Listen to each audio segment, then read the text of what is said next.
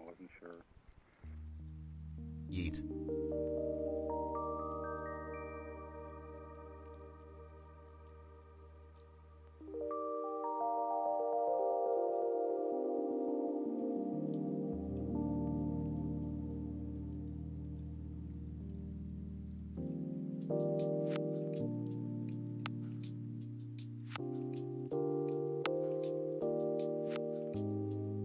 What's going everybody, this is the HasanAbi broadcast coming to you live from sunny Los Angeles, California. We are live and alive once again folks. Has buff.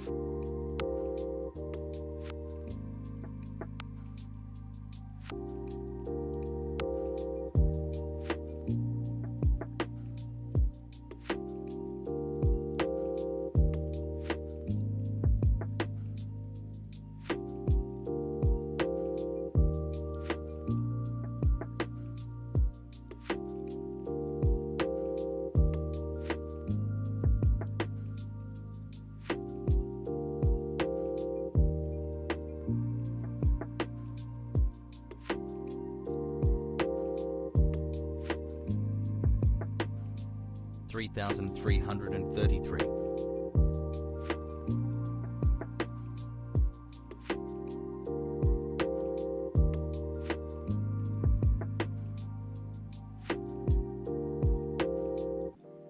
Blankies, blankies, blankies, blankies.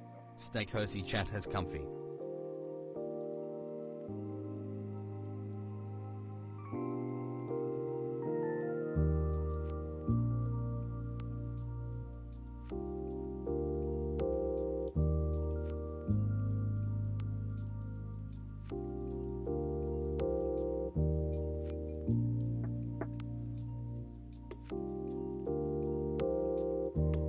Love the stream, love you chat.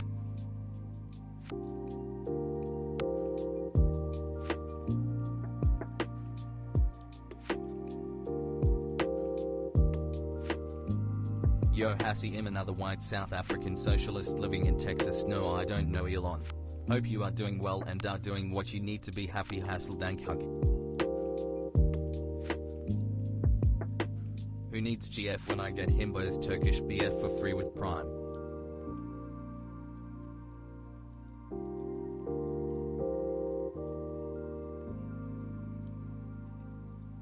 Hi.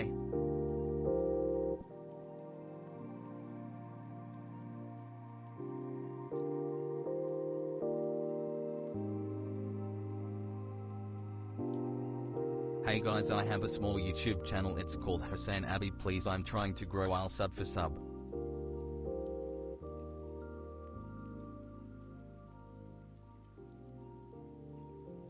My favorite himbo of all time.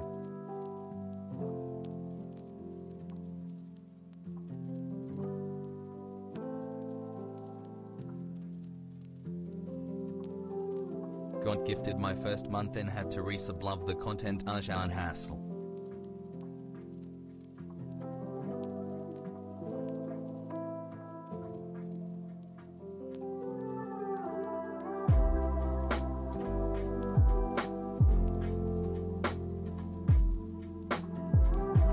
Love you Hasan, love you chat. Hassel, hassle, hassle.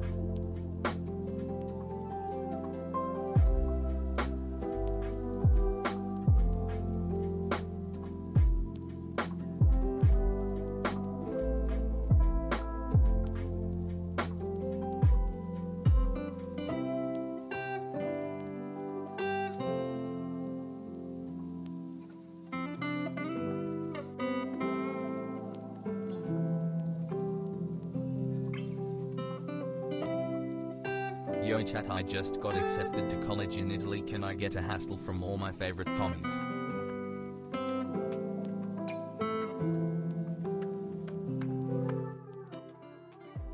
What's going on, everybody?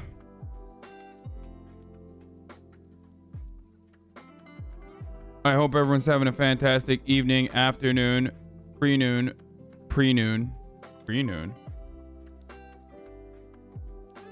Okay, we're gonna restart it. Hold on.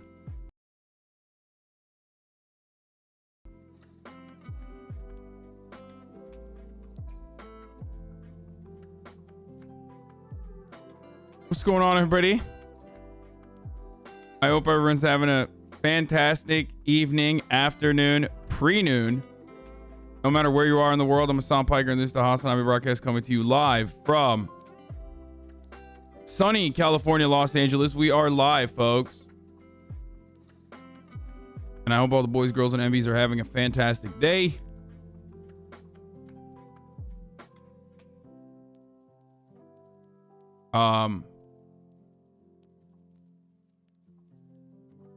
It's time. We're back. Not very warm LA right now. No, LA is pretty fucking warm. It's pretty sunny. It's 60 degrees. It wasn't great earlier in the morning, but it's whatever. This is the part of the broadcast where I tell you guys about my personal news and what's going on in my life, but there aren't really hassle. There aren't really there isn't really anything going on at the moment. I went to the gym. I had some big business deal phone conversations earlier in the morning. And I just gotta say, I have chicken legs. Okay, Fiona was here last night. I have chicken legs. It's over. I officially have lost so much strength in my lower body. It's devastating.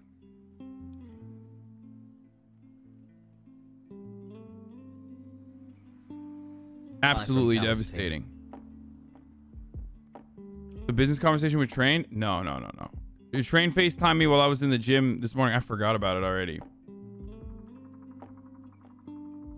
First time I've ever subbed for more than 1 month. Feel special, my BB himbo.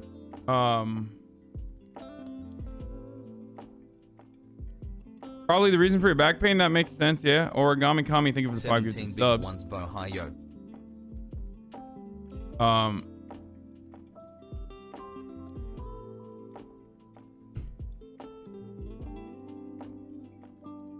Hasan, you are the most amazingly politically woke person I know, and I love you.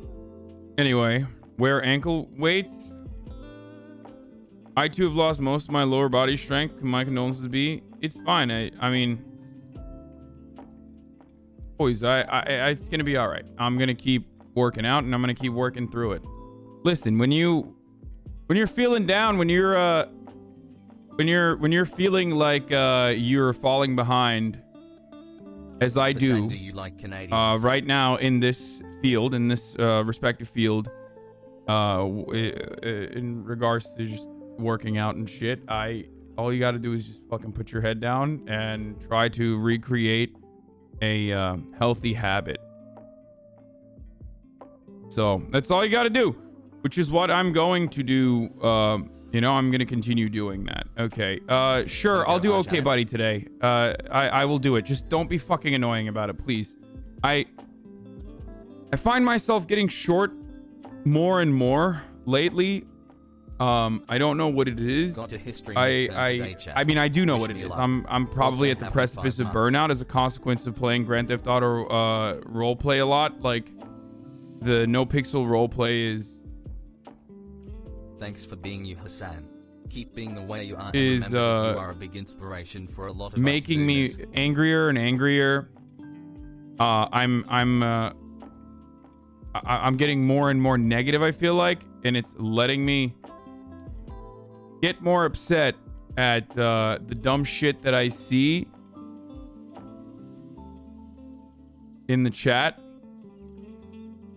No, my friend, that doesn't mean I'm gonna play Valheim with Will to relax. Like, relaxing doesn't mean every stream has been even streaming something different. GTA RP been sick. Okay? No, relaxing means not streaming, okay?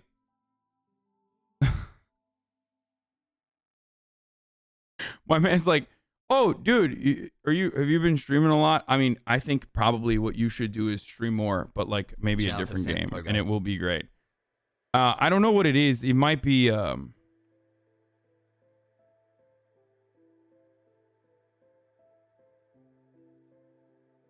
I mean, I'm not like taking Sundays off. It's weird. I just don't want to take any time off because I feel bad every time I do. But also at the same time, I'm just like, I think I need to touch grass. Like, I literally think I need to just like fucking touch grass, dude.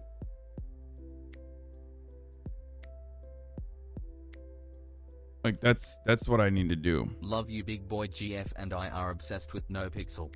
10 months, baby. Which is pretty fucking ableist, as you know. The reality is, like, I'll be very frank. Everything I do is... My entire life revolves around the stream, right? Everything I do is on here.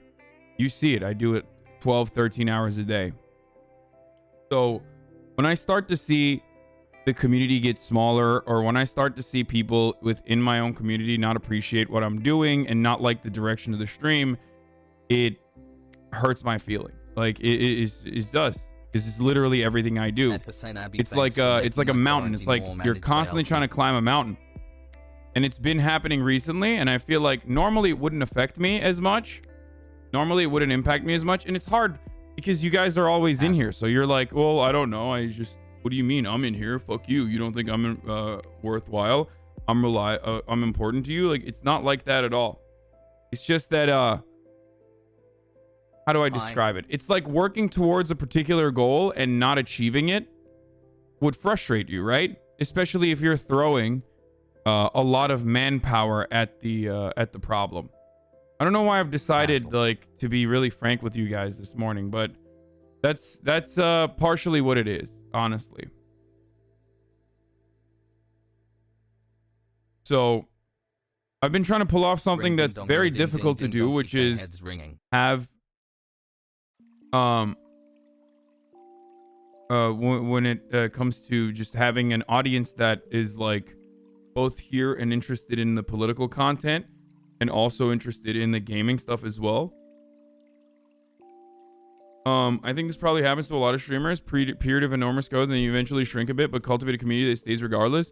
That did already happen. The problem is the shrinkage is not as a consequence of the community I've cultivated. That already happened. I don't have like 100,000 people watching me right now. Obviously, that's not going to happen anytime in the near future. That's not my expectation. But the reason why but the reason why there is like another like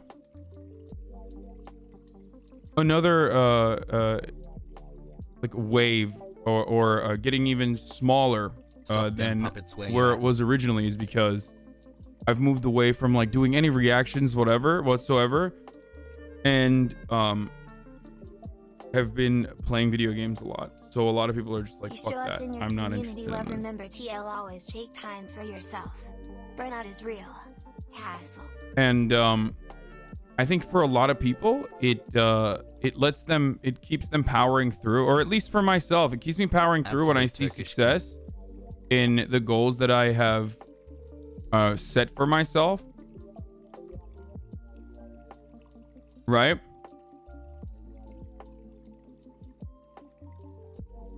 But hassle.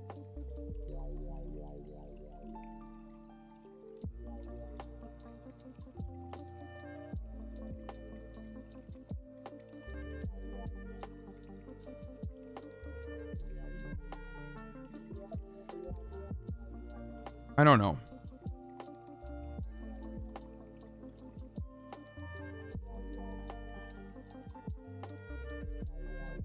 I love all your content. Keep it up.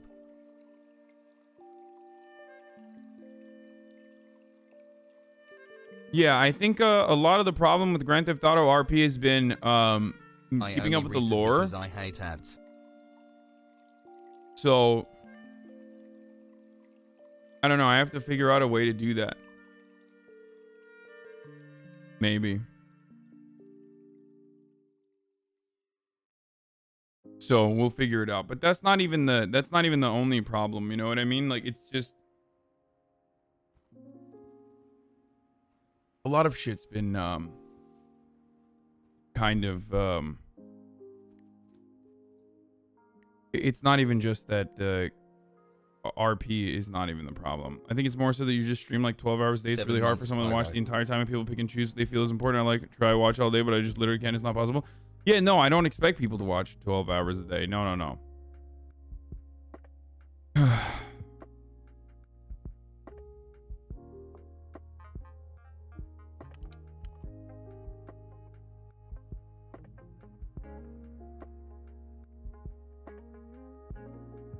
Anyway. Why is the acceptance of mental illness so surface level?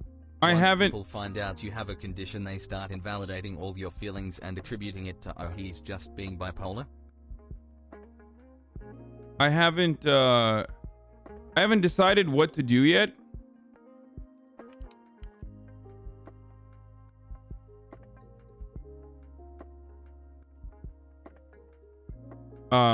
I haven't figured it out. It's not just the Grand Theft Auto though. Like it's a bunch of different things. It's like it's seeping into my other content as well. It's seeping into this content as well that I do. I mean, let's be real. Look at this. Right now we're 20 minutes into the stream and there's only that we haven't even cracked 10K, and that's not normal. Like that's lower than like that's almost at like what I was at last year. You know what I mean? Around this time. And that's oh sorry, it did crack 10K. Whatever. Regardless, like it is the part of the community that people come on for is like getting smaller and smaller. Even the other stuff. It's because you haven't tweeted. No, guys, I know what I'm doing. Like I have a process. I don't tweet it before I tweet it like 30 minutes in when I'm fully getting into the politics and like news segment.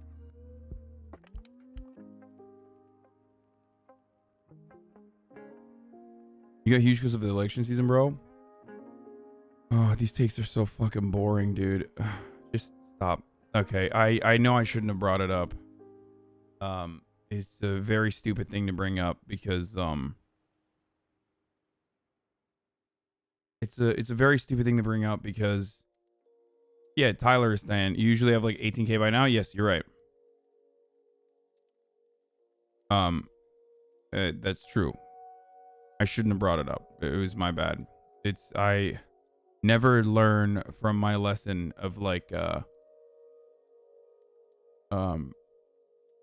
not, you know, and not ever being frank with my audience, even if it's like the early audience. I'm not 1 hour earlier than normal, chat. It's fucking daylight savings. Okay? And the shirt says ACAB missing. Yeah, it's just like, it's the worst.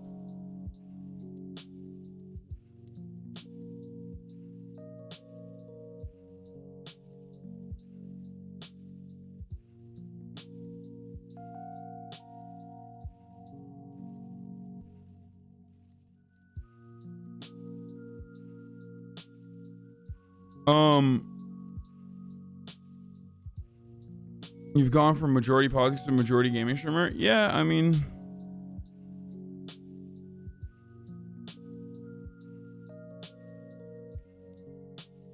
anyway, let's just start. Let's just get started.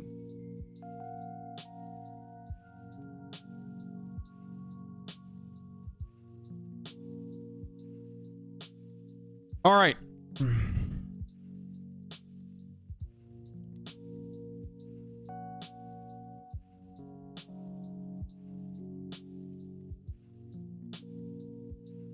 YouTube connoisseur, I clicked on your playlist. I don't even know if I want to watch this. I'm not gonna lie to you, brother. What's going on here? Principal's office, grinding at the school dance. Principal's office, hot spurs.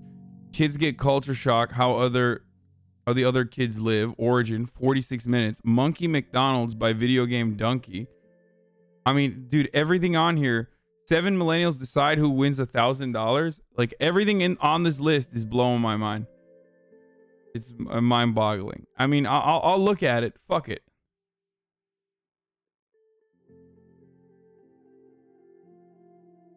There's like videos on here from 2010.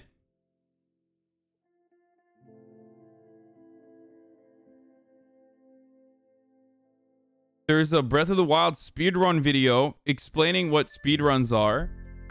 Right before a Vice News HBO documentary about a 41-year-old adoptee deported after 37 years in the US.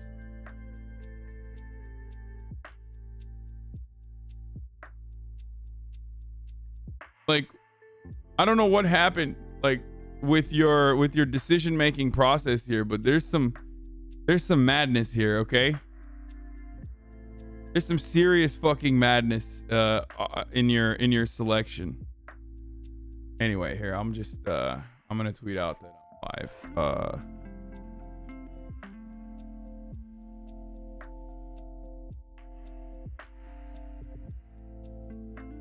live. We're gonna be talking about anti-Asian hate crimes that are on the rise.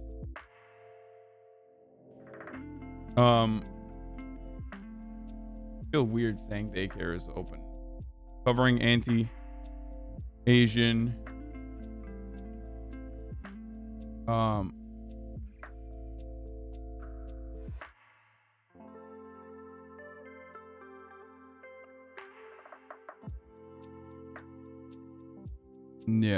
covering anti-Asian hate crimes on the rise.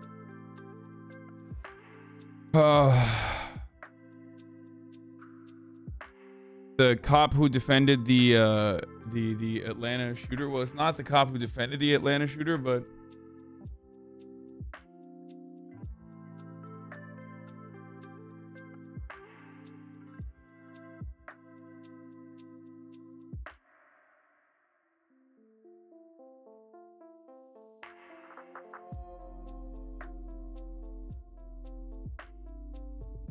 anyway, did you see the Vanessa Bryant thing yet? It's so disturbing. No.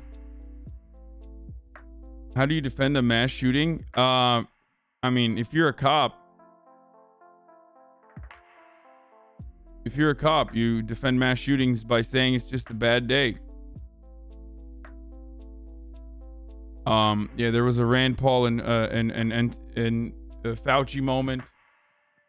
There is this optical illusion of Joe Biden that I didn't talk about before, about him clipping and people like losing their minds. So we'll talk about that as well. Is Joe Biden fake? Is he CGI? Let's find out.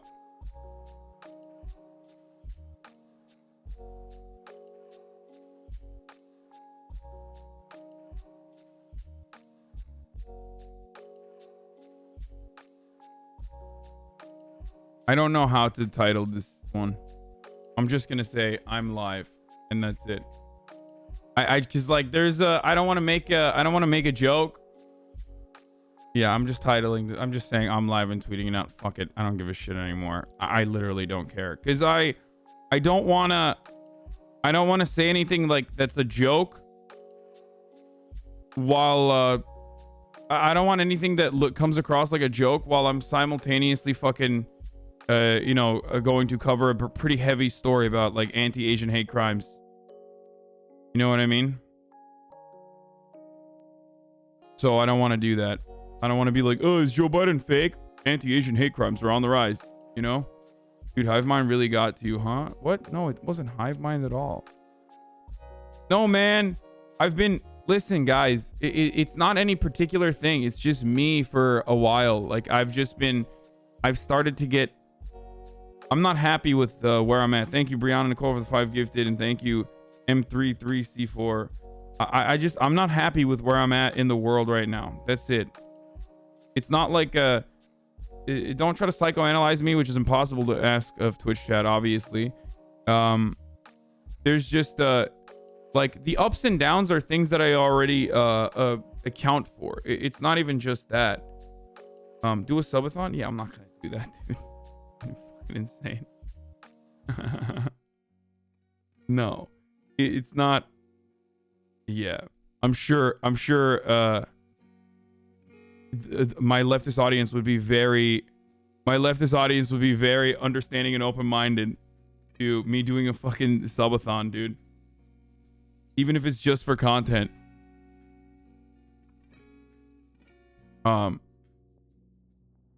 Anyway,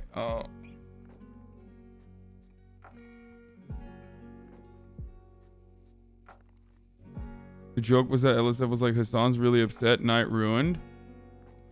What LSF? What was on LSF? Oh, the yeah, why would I do a subathon? I literally stream 14 hours a day.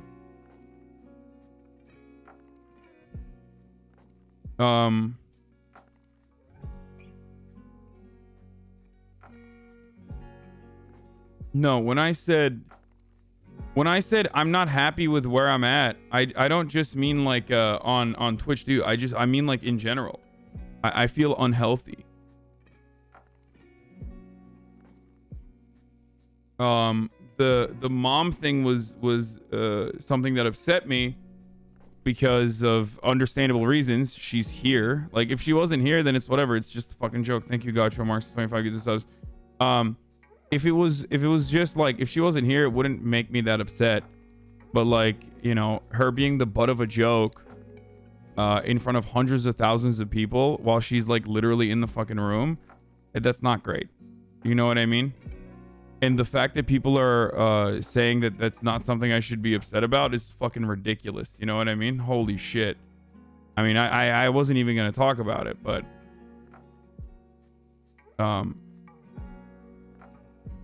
that's nuts. That like, and also virtually every single person was like, oh shit, that was really unacceptable, never mind.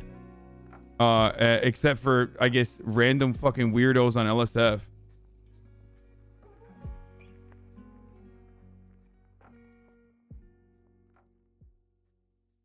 Yeah, like the last question, will you use Hasan's? As I answered, we had a few issues.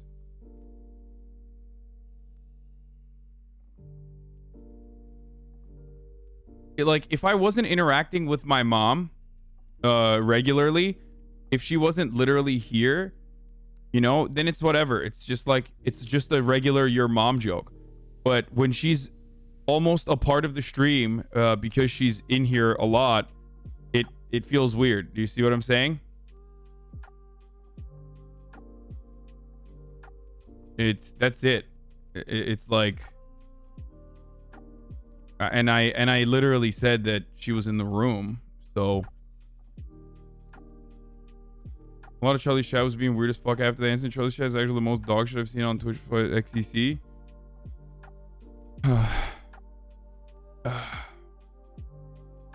Charlie and Hasan hang out and collab. Charlie was on Chat Vice with Hasan. They're mutual friends with Cody Ko and Noel Miller. Ludwig's chat also has a crossover with Hasan's, and Ludwig does get political from time to time. Has similar, maybe less radical views to Hasan, which is probably why Ludwig's community is nice to Hasan. I mean, yeah, there is just like, there is a, I forget that given where I'm at in my own community, I just like, I forget that there are people that just like fucking hate me. You know what I mean? For what my point of view is. But it's, again,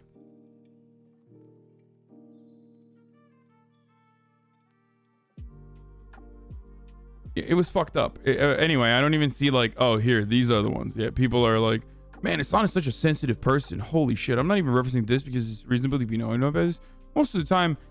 But it's been almost half an hour, and it seems like he's dictating the vibe of the entire stream. And it's such a mood killer with this pessimistic attitude.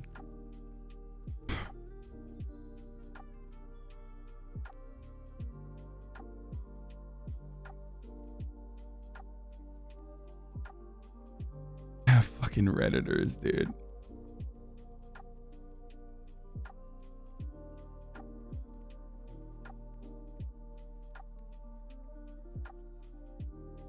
I'm a big Hasan fan, but he's kind of screwed the Hivemind meta.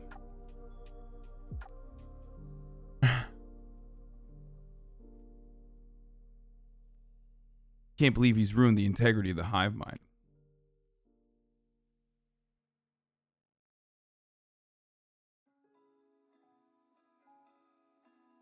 For all the people saying how toxic Charlie's chat was, you guys need to understand that all Charlie's YouTube audience really knows about Hasan is a clip of him saying America deserved 9/11, so they definitely don't have the best first impression from him from the get-go. Also, the YouTube audience is a lot more fucked and ruthless than Twitch chat. Oh, okay, then it's fine.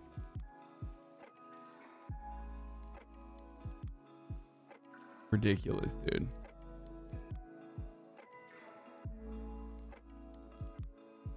Anyway, do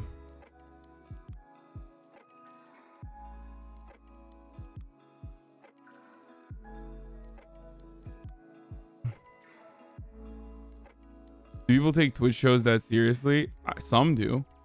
Remember, guys, everyone like there's a lot of context, clues and cues that you would derive your opinion off of when having a normal face-to-face conversation with someone, or at least when someone is not sheltered or shielded with anonymity, right? When you rob all of those things from a social interaction, you automatically, as a baseline, take everything seriously. Okay?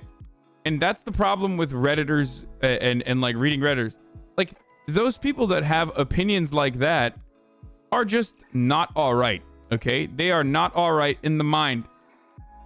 Freudian nightmare. SJW Snowflake streamer loves his mother. How liberals are manufacturing mama's boys by raising your taxes. Click here to be redirected to my One America News Network opinion piece. Yeah. So that's the problem there, is like we are looking at like people who you would normally avoid, because you'd be like, oh, that's not a normal person. Like, that person has a bad brain. I'm just going to avoid that. Like, he very clearly has an issue and he is like working through that, and you would normally walk away from it. So most normal people, most like not terminally online people, will just never even get to those comments. I have a bad brain myself, which is why I look at all the negative comments. I love reveling in it. You know what I mean?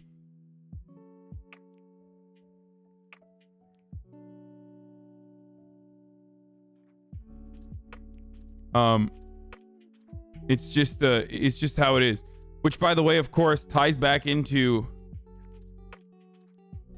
it of course ties back into, how do I describe it? This of course ties back into the tweet that I had about, like, I quote tweeted someone, and I saw the other side of this as well, where people are just like, from the leftist point of view or from the very woke point of view, people losing their minds over me quote tweeting someone who said, like, touch grass is an ableist point of view. He's actually ableist. There's just a lot of insane and wild takes on the internet, and those that inherently is an ableist sentiment, which people will say is ableist. Okay, saying something is an insane take is an ableist position to hold. Technically, it's true. I know that.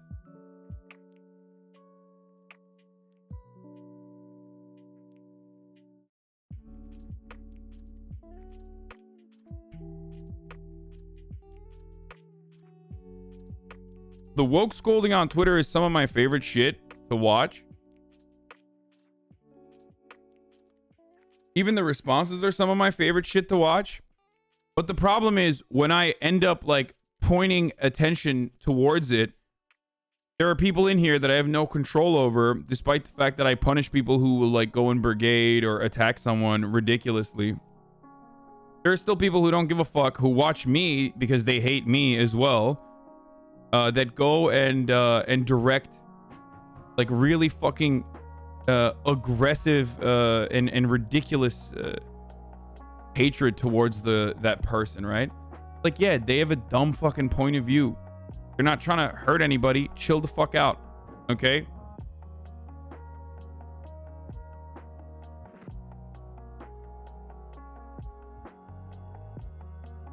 Like, even not fucked with, they just want to be morally superior. Okay, but who cares? But who cares? But they're not. They're not fucking morally superior. Okay? And for those of you who don't understand what I'm talking about, I don't even want to show the tweet at this point. There was a tweet of someone who said, like, go outside, stop being terminally online, or log off, or touch grass are all ableist terms.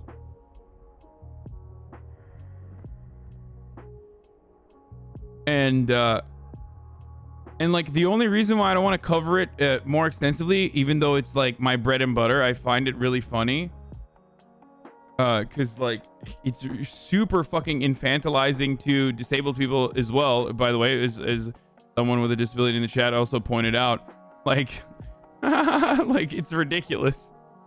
Because people were mad at me because I said I love Tumblr refugee Twitter, right? Which is true. I do love Tumblr refugee Twitter. I think it's really unique. To think that way is very creative and funny, as long as you know that it's not fucking as long as you don't take it seriously. You know what I mean? Like when you look at that fringe shit and you go, this is actually hilarious, please like think about why this is funny. I literally said creative, and I do believe it.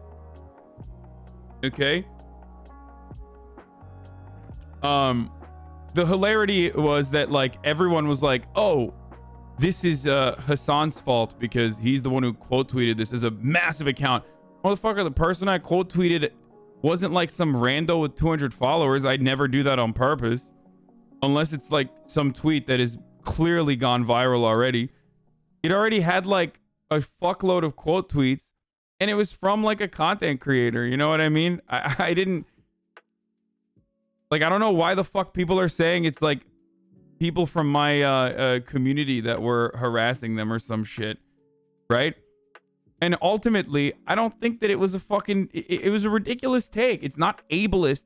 If it's fucking ableist to say go outside or touch grass is ableist, then dying on a hill is ableist, because some motherfuckers can't go up a hill. Okay, there you go. These are supposed to be substitutions for what the true meaning is, which is cool off, take some time off, get away. Okay, you're just saying go outside and touch grass. No one is saying literally touch a single blade of glass, a blade of grass. Oh my god, I can't even talk. I mean, you're being fucking ridiculous, okay? And I'm gonna make fun of that when it's ridiculous, but while still simultaneously basking in how creative it is. Sorry for the ableism in what I'm about to say, but you're digging your own grave. Some people have skinny noodle arms and can't hold a shovel to dig their own grave with this take. Yeah, exactly. So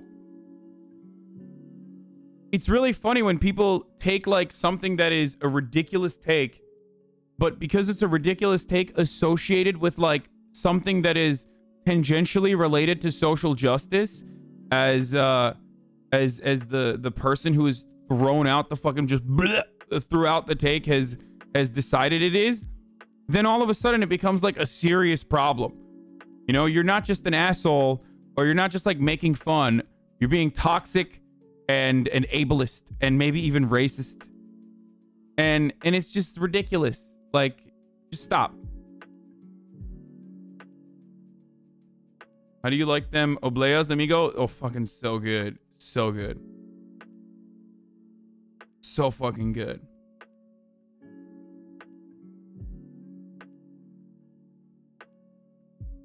Cooling off his ableist is on fire.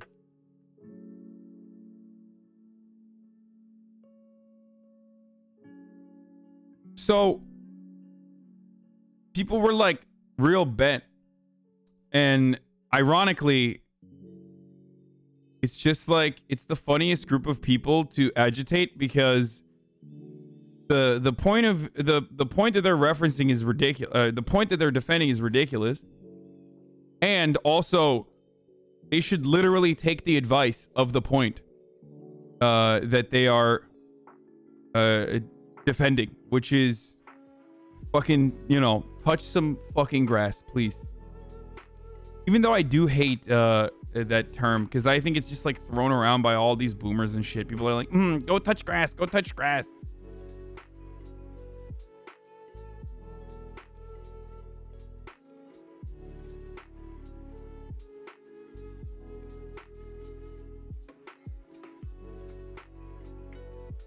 Anyway.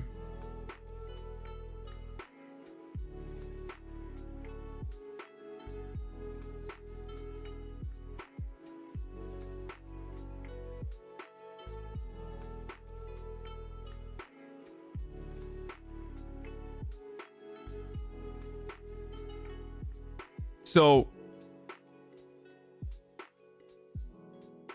what is this? You have a news playlist? Yeah, we'll go into it. Go touch grass has rent free in your head energy. Yeah, exactly. It's a fucking very popular phrase that is annoying as shit now already to begin with, but also fucking please touch grass.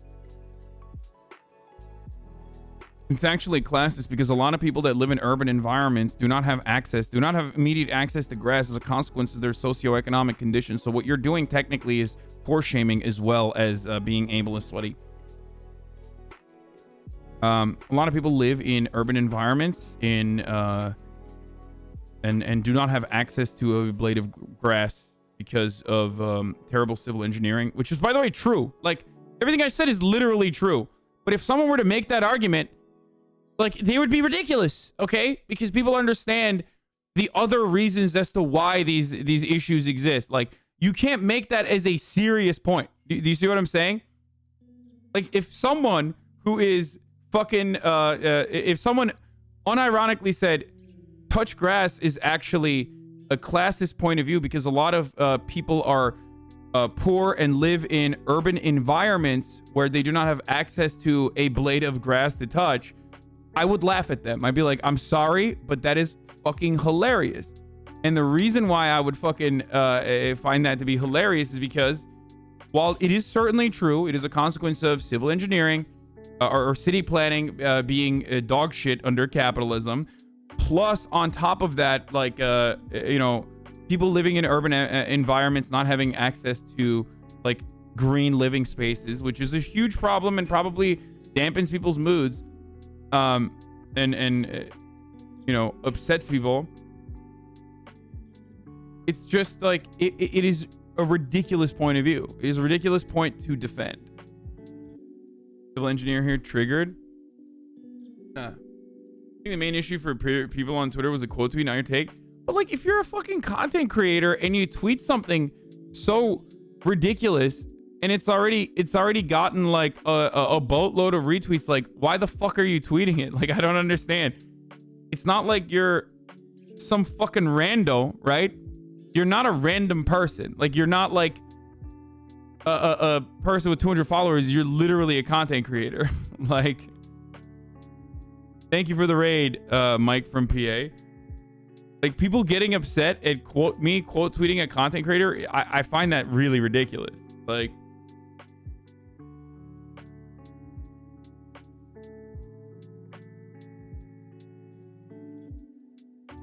you read the takes of Twitter gray names too?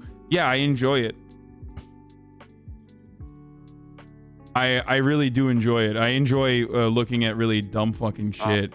I don't know why. I find people to be very entertaining. I find real human beings to be legitimately entertaining. It's significantly more entertaining than you know, TV and movies and shit like that. It's just like the component, the reality, the fact that these people hold these feelings near and dear to themselves and like say it. I love that shit. I know we were raided, man. I said thank you for the raid. What are you talking about?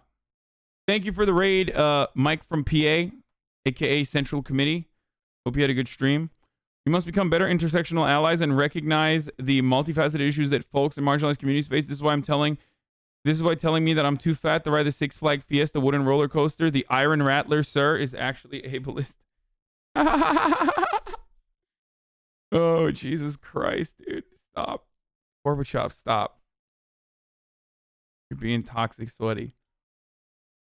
Okay, let's watch this fucking incredible. Guys, you know, just when you think like conservatives from Texas can't get worse, here is Representative Chip Roy. First of all, I'm not even going to start making fun of his name, but I really want to. What a preposterous name. Okay. He's glorifying lynchings during a hearing on violence against Asian Americans. The victims of race-based violence and their families deserve justice. And as the case, what we're talking about here is the tragedy, what we just saw occur in Atlanta, Georgia.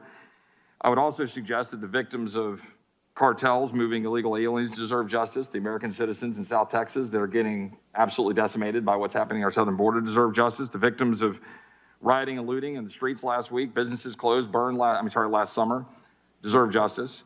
We believe in justice, right? There's old sayings in Texas about, find all the rope in Texas and get a tall oak tree. We take justice very seriously. Bro, are you serious? Wait, we got to run that again. There's old sayings in Texas about find all the rope in Texas and get a tall oak tree. Like, we take justice very seriously. That's why we do lynchings of black people. And here's a saying that is about literally lynching black people is fucking insanity, okay? Especially considering that, like, the nature of said lynching was not justice but rather injustice, and also it was a white supremacist act of violence against a marginalized community. And right now they are literally talking in Congress about more white supremacist violence against another marginalized community. So I don't know what Mr. Roy was trying to say here. Maybe he was like, listen, we kill all the blacks and now it's time for the Asians. Okay. Yeah. We have a saying in Texas. Listen, we have a saying in Texas. We're going to be doing equal opportunity lynches, brother. That's what we're going to do. Okay. Liptards are talking about equal opportunity. Well, equal opportunity to the Asians too.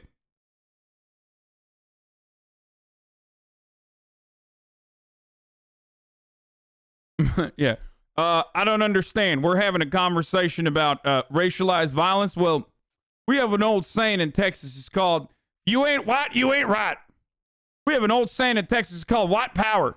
We have an old saying in Texas called, we must secure an existence for white children. Okay, sick, dude. What other old sayings do you guys have?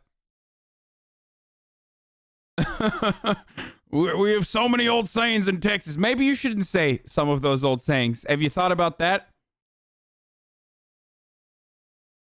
Yeah, we have an old saying in Texas called preserve white Western culture and its dominance over the entire world. Great. Listen, I mean, technically, you can't tell me I'm racist if I'm talking about, first I'm talking about lynching black people, and then in a conversation about, lynching Asian people too. We ought to do that. Round up the deserve justice, the victims of rioting and looting in the streets last week, businesses closed, burned last summer, deserve justice. We believe in justice. I love that he also brings up Black Lives Matter and like protests, saying like we ought to bring justice to the businesses that were burned last summer. And then he's talking about lynching. So like he's literally, in a way, it's like he has an inability to just not bring everything back. It's like Ben Shapiro with trans issues, right? Like Ben Shapiro could be talking about the deficit and we'll find a way to talk about how the deficit is actually, pro-trans, and therefore you got to literally, actually the deficit, it's being implemented by all of these HRT hormone therapies that are given to trans people for free in the United States of America. And hypothetically, if you wanted to truly focus on the real issues at play here, which is eliminating the deficit, then we should, abolish hormone therapy for trans youths. Like, he will turn every conversation to that. This guy has a severe inability of not changing it back to like lynching black folks, I feel like. Justice, right? There's old sayings in Texas about, find all the rope in Texas and get a tall oak tree. We take justice very seriously, and we ought to do that. Round up the bad guys. That's what we believe. My concern about this hearing. He's like, I can't believe in a conversation about the rise of anti-Asian hate crimes, motherfucker said we got to round up and lynch people that were burning buildings during the Black Lives Matter protests. Is that it seems to want to venture into the policing of rhetoric in a free society, free speech, and away from the rule of law and taking out bad guys. Yeah, I mean, if you simply hint at the fact that the bad guys are black in that story, and don't say black guys but say bad guys instead, then you can get away scot-free because, you know, people that need to understand what you're trying to say will understand what you're trying to say. Like, here's the thing, though. Do I think that this dude is like a Ku Klux Klan racist? I don't know. He might be. I wouldn't be surprised if he is. He's surely talking like he is. But I think racism is so ingrained in his identity that he just literally thinks he is saying an old saying from Texas without considering. His name is Chip Roy. It does feel like he's just saying something that is an old saying from Texas without recognizing that, without recognizing the actual racism loaded into that. You know what I mean? Come on, you know, find a tall tree, hang him high, brother. That's an old saying in Texas. Like, wait, who did they do that to? Oh shit, they did that to fucking black people. They lynched black people. That's what he's referencing. As a former federal prosecutor, I'm kind of predisposed and wired to want to go take out bad guys. And that's bad guys of all colors. That's bad guys of all persuasions. That's bad guys targeting people for all different reasons. And I think we need to be mindful of that. And so now we're talking about whether talking about China, the Chi-Coms, the Chinese Communist Party, whatever phrasing we want to use. What the fuck, dude? Hey, we're talking about the Chi-Coms, brother. Dude, this guy's a representative, dude. Hey, you know how when you're a child, you think your parents know everything? Like, you think your parents are like gods? And then there's a point where you realize, like, oh shit, my parents are human beings. They fuck up and they're not as intelligent as I thought they were. A lot of people have that same point of view for politicians to a degree where you think like politicians are like evil genius masterminds in some way because they're in a position of authority and such prominence and such influence that you assume that they're supposed to be very intelligent until you see some shit like this. And this is probably a moment of revelation for some in the chat where you're like, oh wait, oh no, this guy is just as dumb as like any other fucking idiot that I could see on the side of the street. Okay, this is as moronic as any other moron that I interact with on a daily fucking basis, and they have just been able to, you know, bumble upwards into a position of prominence, and it absolutely has nothing to do with their meritocratic position. It has nothing to do with how hard they worked or how smart they are. It's just that they're there. Them Chi-Coms, you know, we got to find them.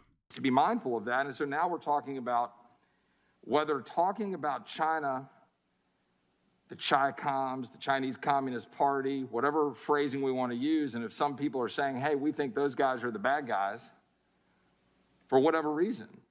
And let me just say clearly, I do. I think the Chinese Communist Party running the country of China, I think they're the bad guys. Wow, this guy's fucking awesome, dude. I mean, that's awesome. In a conversation about like, what could be the reason for anti-Asian hate crimes being on the rise? His analysis is like, well, you know, we need to be lynching some Chinese. Like, that's what we need to be doing, you know? I mean, we need to be lynching everyone. Equal opportunity lynching, brother. I don't understand it. What the fuck? Are you being racist by saying lynchings only apply to black people as victims? Is that what you're saying to me right now? Because they should absolutely be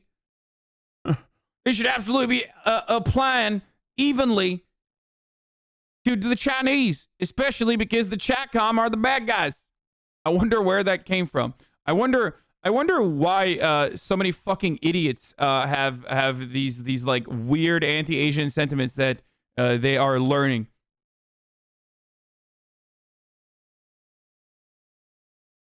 How can you assume he's awesome? This is so disturbing. You can't just assume anyone's beat the nameless king. Okay, stop. They'll advocate for equal opportunity lynchings just before talking about how bad of a day the white killer had. Yeah. Hello, my name is Chip Roy. I was born in Bethesda, but I put on a Texan accent to appear enthusiastically racist. Yeah, wait, let me see if this guy's a fake or not. Let's see. Is he a faker? How long has this motherfucker lived in the state of Texas? Because there's so many dudes like this that just are these are like the Pete Buttigieg's of the Republican Party, right? Like the Kelly Loefflers who are just like big pharma executives, like president of the debate club in fucking Harvard. And then he goes on and he becomes a representative from Texas. And he's like, yeah, you know how it is, brother. Raise hell, raise hell, praise Dale, brother. It's like, dude, you literally, your entire family are executives in the pharmaceutical industry. What are you doing? You're role playing as a hick. You know what I mean? To be fair, AOC did the same. Really? AOC did the same?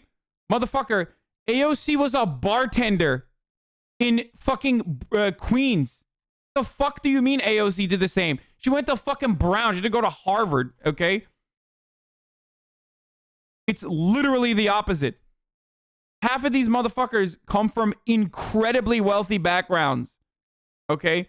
They come from incredibly fucking wealthy backgrounds, from positions of...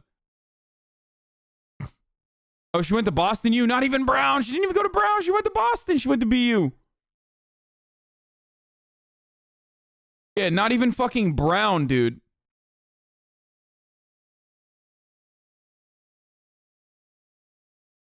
Yeah, not even fucking Cornell. You know what I mean?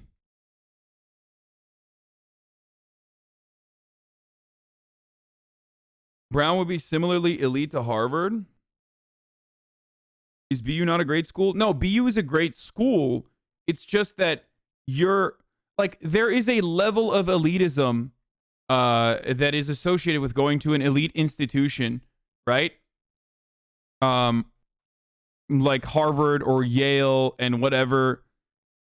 At least you didn't go to Rutgers. Guys, that going to Rutgers makes me more fucking working class than every single person that's in Congress. You understand that, right? Like, going to a legitimate fucking state school makes you significantly closer to like regular Americans than these motherfuckers who went to Ivy Leagues. Like,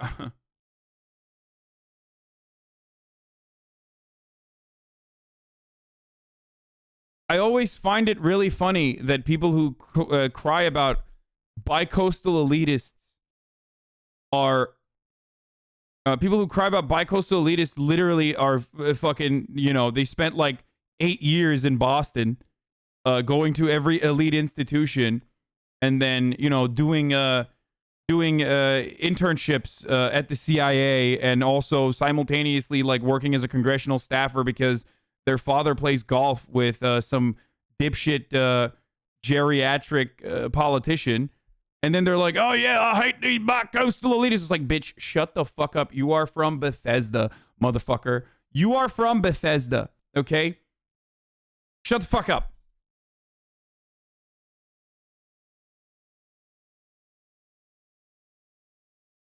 Yeah, see? He attended the University of Virginia, receiving a bachelor's in science commerce in 1994 and a master's in science and information systems in 1995. He then spent 3 years as an investment banking analyst.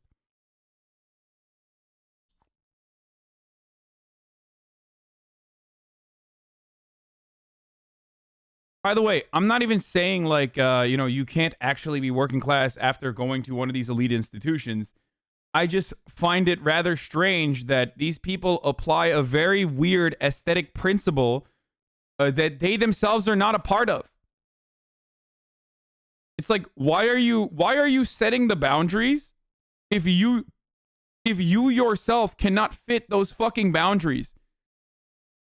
Like, this is a Kelly Loeffler type, yeah. Early career, Roy then worked for then Texas Attorney General John Cornyn. Cornyn was elected.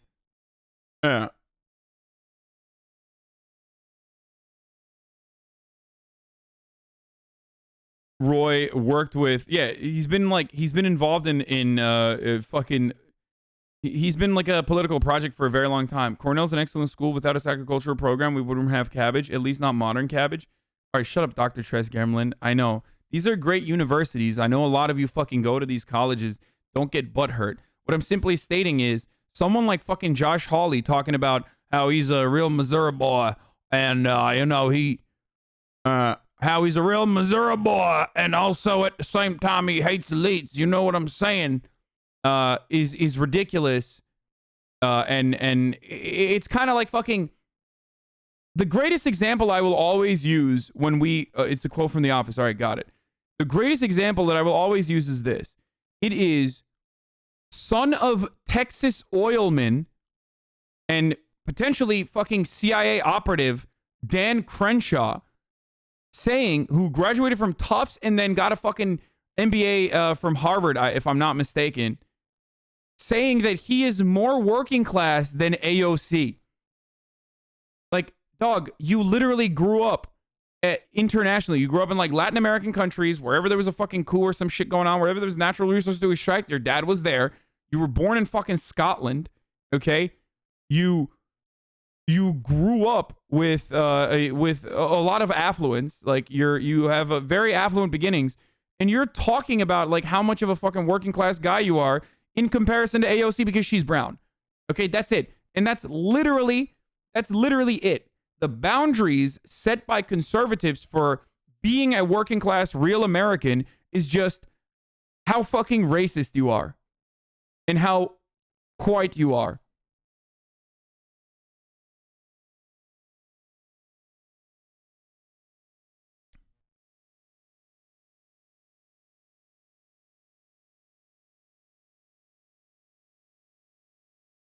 I want to know what his family did.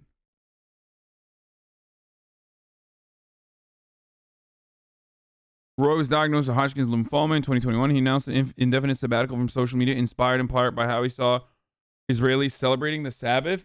What the fuck? Roy has cited his religious faith as informing his political positions, including his opposition to the Equality Act, which he has characterized as trying to prevent his family from being able to carry out beliefs without penalty. Roy attends the Hyde Park Baptist Church in Austin, Texas, and has a generational connection to baptism. His great-grandfather worked as the janitor for the First Baptist Church. The Equality Act prevents me from being racist, and that's absolutely unacceptable.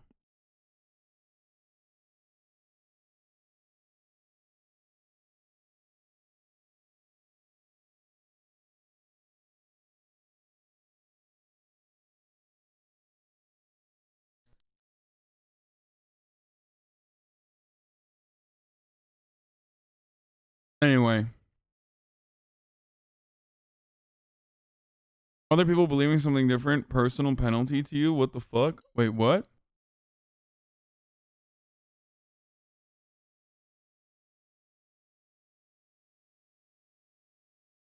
Early life? I couldn't find anything. Where does the early career is just bullshit. Early life and education, there's not enough here.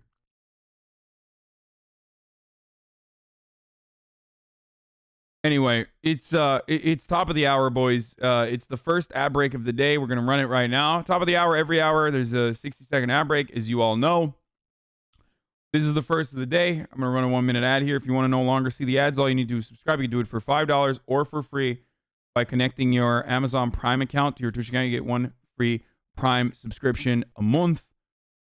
Okay, here's the ad, and then we're moving on from this to some other stuff. And I think that they are harming people, and I think they are engaging in modern-day slavery, and I think that what they're doing to the Uyghurs, and I think that what they're doing targeting our country, and I think that what they're doing to undermine our national security, and what they're doing to steal our intellectual property, and what they're doing to build up their military and rattle throughout the Pacific, I think it's patently evil and deserving of condemnation. And I think that what they did to hide... I find it hilarious when American politicians criticize Chinese policy because, like, it's literally they sound like revolutionary leftists criticizing America. Okay, like everything they criticize China on, we do, motherfucker. You are an advocate for when we're doing it. It's so ridiculous. Not that like what China is doing is good, by the way. Don't get me wrong, but it's hilarious when a reactionary, especially a reactionary conservative, is like, I can't believe they're rounding up Muslims. Also, we have a saying in Texas, which is round up Muslims, okay? And lynch them. It's like, I can't believe the Chi-Coms are rounding up Muslims, though. Very upset.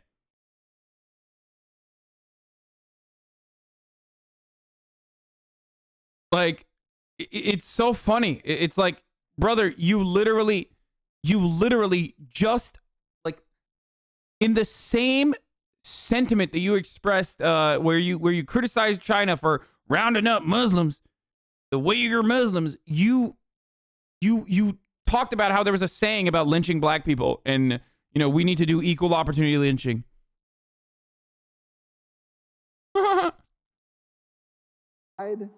The reality of this virus is equally deserving of condemnation.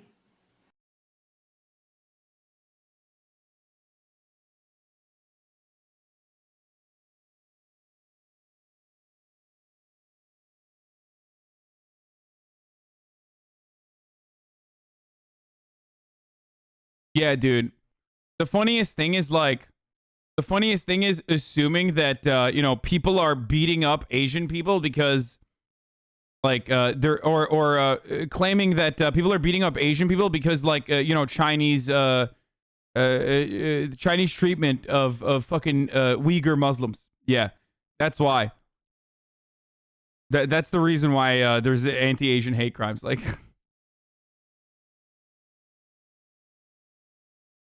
no, they deserve to be scrutinized because of what they're doing. Also, that's the reason. Yeah, that's why. Yeah, I'm just picturing like a reactionary white supremacist dude who's like, I'm gonna beat the shit out of you right now, Asian lady, because of what you've done to the Uyghur Muslims. Like, yeah, dude. I know. It's like, it's when I think of like racist people, I think about how much they care about Muslims in re-education camps.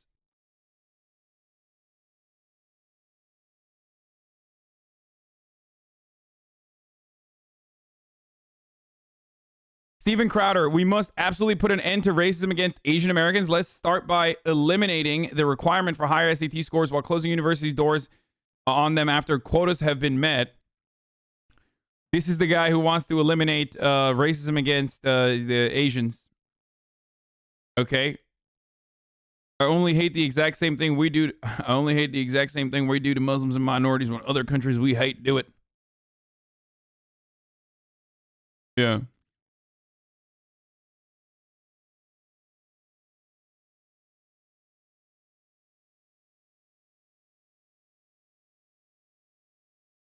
Bro, he's a comedian? Yeah, dude. Like, you gotta be funny, right? Like, in order for you to be considered a comedian, it's like saying I'm a comedian, dog. Like, everyone's a comedian then. If Steven Crowder's a comedian, everyone's a comedian, okay?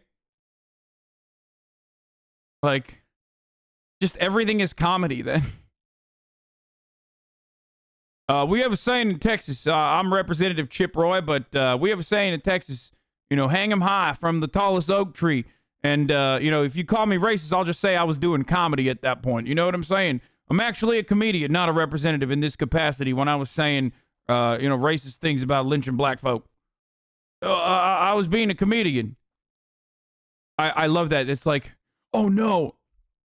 Like, oh, no. We were originally going to criticize this person, but now he activated his trap card. Like, oh, he said he's a comedian. No! Fuck!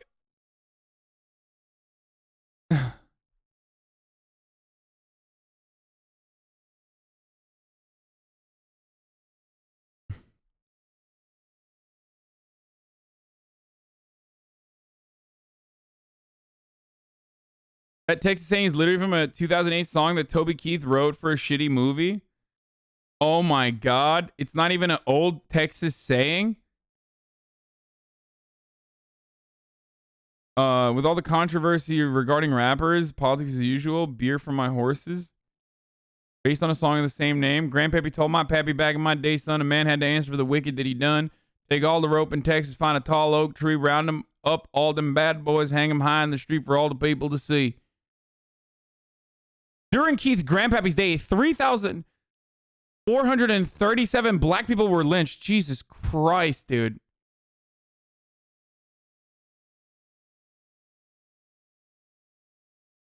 Oh, wait, guys, hold on. I forgot to mention this. I'm so sorry. This is really inappropriate for me to mention. This is really inappropriate for me to talk about without mentioning this. Guys, Toby Keith is a comedian. So it's okay. Yeah. Oh, shit. Thank God. Fine, he's a comedian. So. Yeah. He was just doing comedy. So, you know, why do you hate comedy?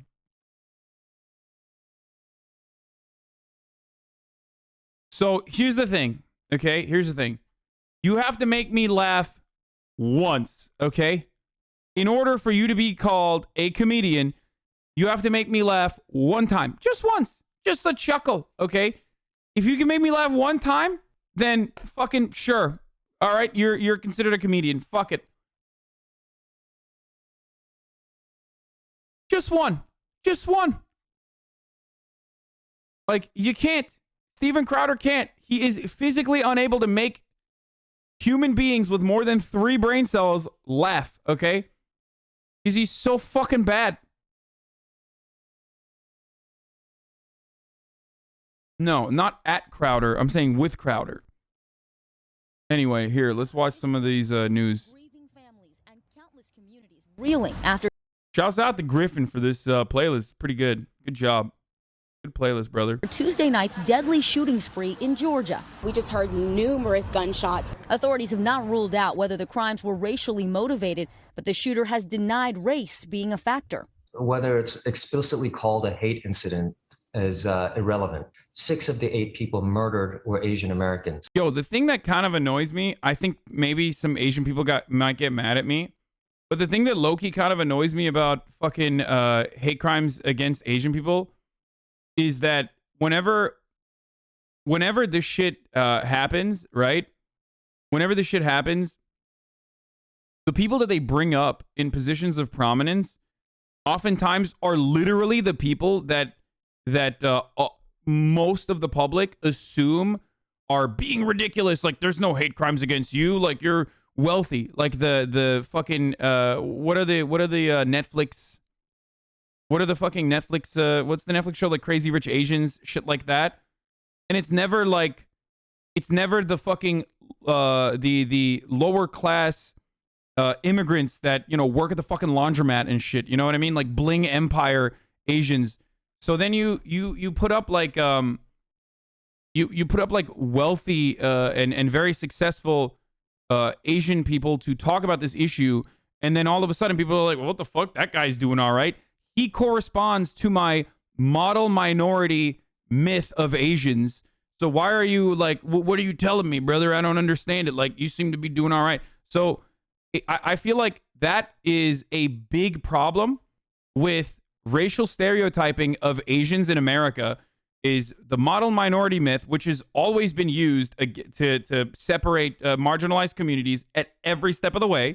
And I'm not saying that like Asian people are not fucking oppressed. Of course they have been, right, historically. But the model minority myth is oftentimes reinforced by the media, and it's literally part of the reason why the anti-Asian crimes or hate crimes are rarely ever addressed. And literally just like people don't fucking see it at all.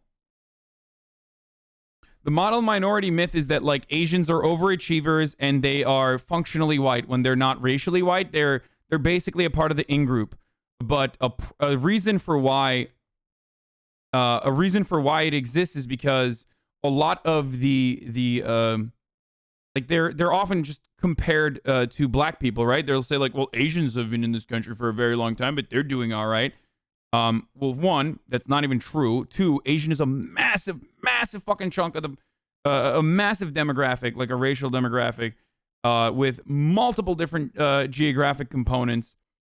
And lastly, the Asians that you think of when you say like the model minority or Asians that are fucking very successful, you're thinking about the people that didn't come here as refugees, but rather people that were able to come here because they come from point of affluence and prominence, they were able to come to the United States of America legally. So you're not considering the overwhelming majority of Asians that are coming from, coming in with refugee status or coming in from lower socioeconomic positions or coming in as undocumented immigrants even. So they're fucking invisible. Like Filipinos, Vietnamese people, like all these different Asian groups that come from lower socioeconomic standing are oftentimes, Hmong, Cambodian, Lao, like they are. There are so many refugees and whatnot that are in not in the same situation as like the model minority, which ends up harming Asians because you set these expectations on them. You see what I'm saying?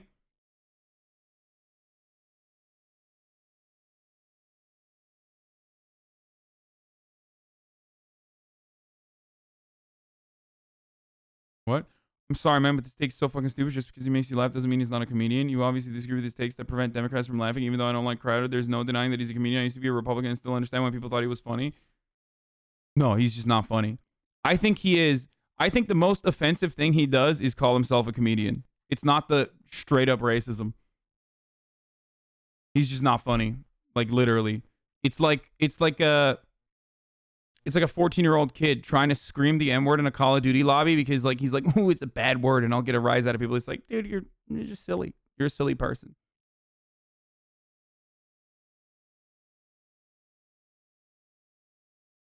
Yeah, that's the most offensive thing about him. Jesus Hasan, haha. Yeah, that's the most offensive thing about Steven Crowder is calling himself a comedian.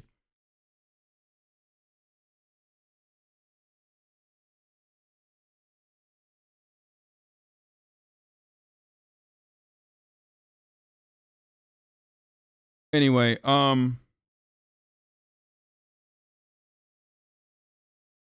Asians don't create the model minority myth. The rest of society does. It isn't Asian community's fault that the media doesn't raise up poor, less successful people in media. No, I agree.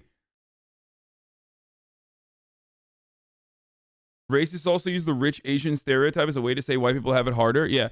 Asian people have always been used as a cudgel against other minority groups, and it literally hurts Asian people. Most Asian people know this. They recognize it, even though there are some dumbass reactionary Asian motherfuckers that you all know who will literally be the white man's lapdog in a situation like the affirmative action debate, for example. Like, it's fucking disgusting when I see that shit. It triggers the fuck out of me. Okay, like, yeah, go be the fucking good token Asian. Okay, good job. You did it. You did it right. Yeah, I'm sure they'll respect you if you do that. Anyway, yeah, cuck yourself that way. But so, as I was trying to state though, like it's just that's where that myth stems from, and also associating crimes with hate crimes, like figuring out the racial component in the motive is already a very difficult thing to do.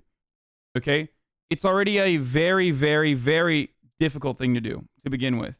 In a country where like systemic racism against black people is literally a part of the American core identity, people still will say anti-black hate crimes are not actually a hate crime. You know what I mean? So on top of that, to find the racialized component in the motive against Asians is doubly difficult. And the reason why it's doubly difficult against Asians is because we don't know what the stereotypes are or what is considered to be an offensive stereotype. Most people don't know. So that's a big part of the reason why it's super, super, super difficult to fucking prove motive against Asians when it comes to like a racialized component against Asians because of that reason. You see what I'm saying? It's the exotic gaze, not the gaze, not the savage one. Yes. Like, for example, one thing that most people probably don't recognize.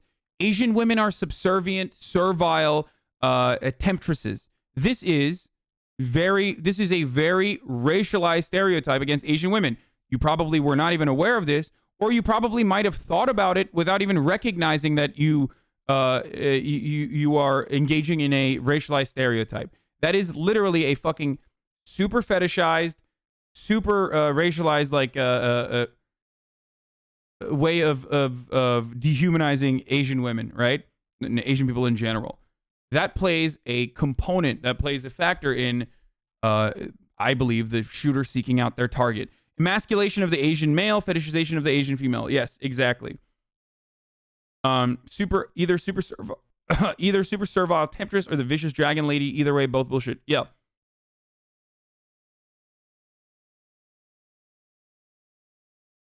So I know I already made fun of libertarians with Asian wives to begin with.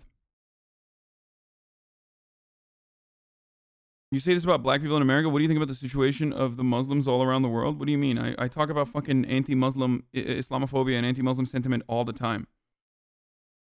So I've always been mistaken as a Latino to the point where people come up to me in stores speaking Spanish. I'm always like, what the fuck, dude? I'm Filipino. I don't know what the fuck biblioteca is, dumbass.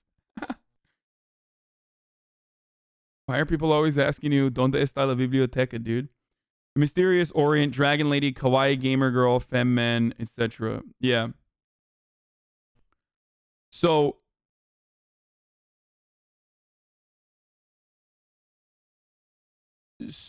that's those are I'm still stuck on the fucking biblioteca shit.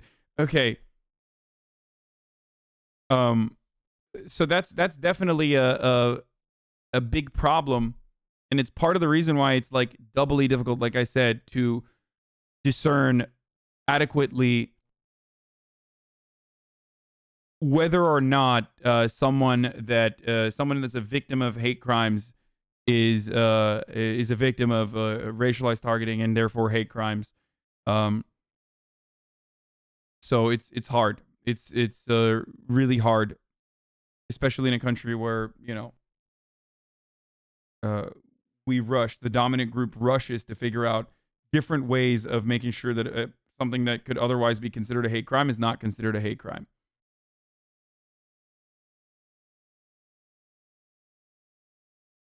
Feel me?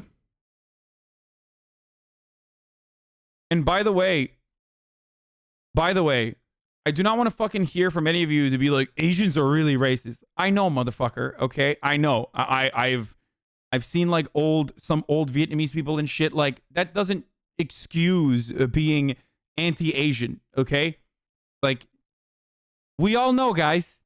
All right, everyone has the capacity to be racist. Okay, just fucking.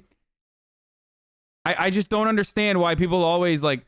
Some people literally think that that's like what goes around comes around. Oh, okay, never mind. I didn't realize that, dude. I didn't realize it worked like that. Yeah, there are like old Asian ladies that have racist points of view. So, you know, just it's okay to do hate crimes against them, like an eye for an eye type situation. Yeah, it's really good.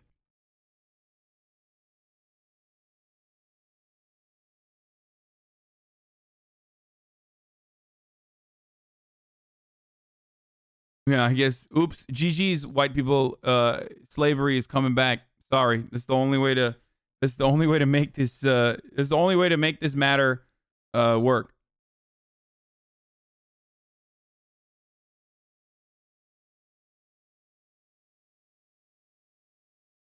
Anyway, so even with how difficult it is to track and calculate hate crimes against Asian people have spiked. Even in New York, I think it was like 3 documented instances in 2019 versus 22 documented instances.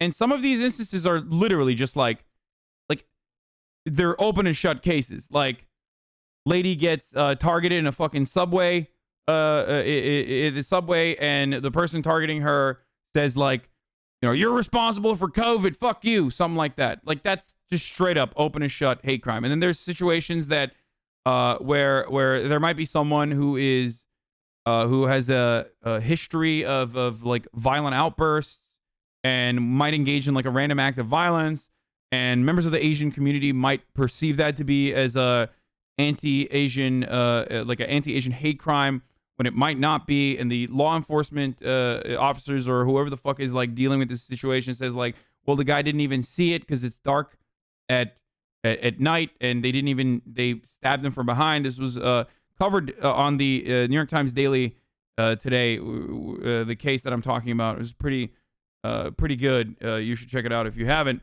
But it doesn't matter because the community is like, no, that's fucking bullshit. It's still a hate crime. And then there's also obviously so many that don't get reported.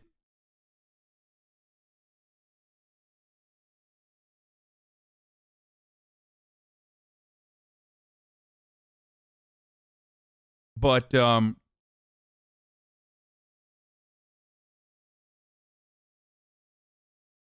don't know. It sounds like you're becoming a reactionary and tired of chat becoming a no pixel frog, but you can redeem yourself by congratulating Buddha for being a 20K Andy Hassel. What? Dude, what the fuck are you talking about? I already did yesterday. Shut the fuck up. Did you see the video where the retired LAPD detective got in a car accident with a black guy and called him a monkey and the N-word? No, I did not.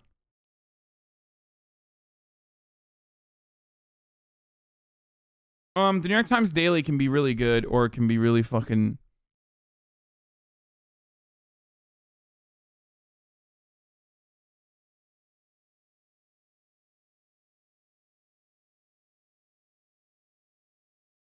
Bro, some people are so tied to RP, LMAO, yeah.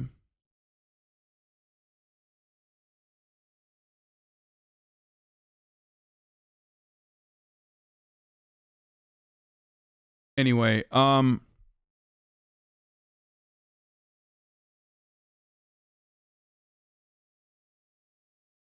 one of the other like racialized components is like Asian-owned businesses, and in a lot of places, massage spas are considered to be that, which is part of the reason why people that are not openly stating it, but kind of alluding to the fact that like the killer knew that there were going to be like Asian people there because he might have had a personal relationship with some of the workers there or knew it, and that's why they went into the massage parlor. And that's the kind of like the hidden thing that people who are trying to be nice about it won't state. And then you have the Andy NGOs of the world who are literally like, oh no, it's okay because they're sex workers. You know what I mean?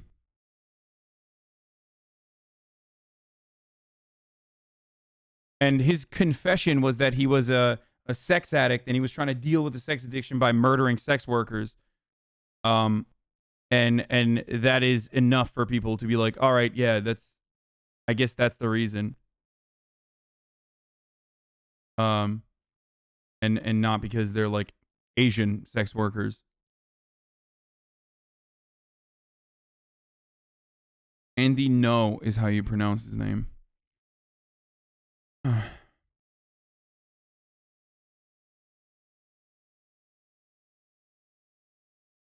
Let's keep watching. 7 of 8 were women.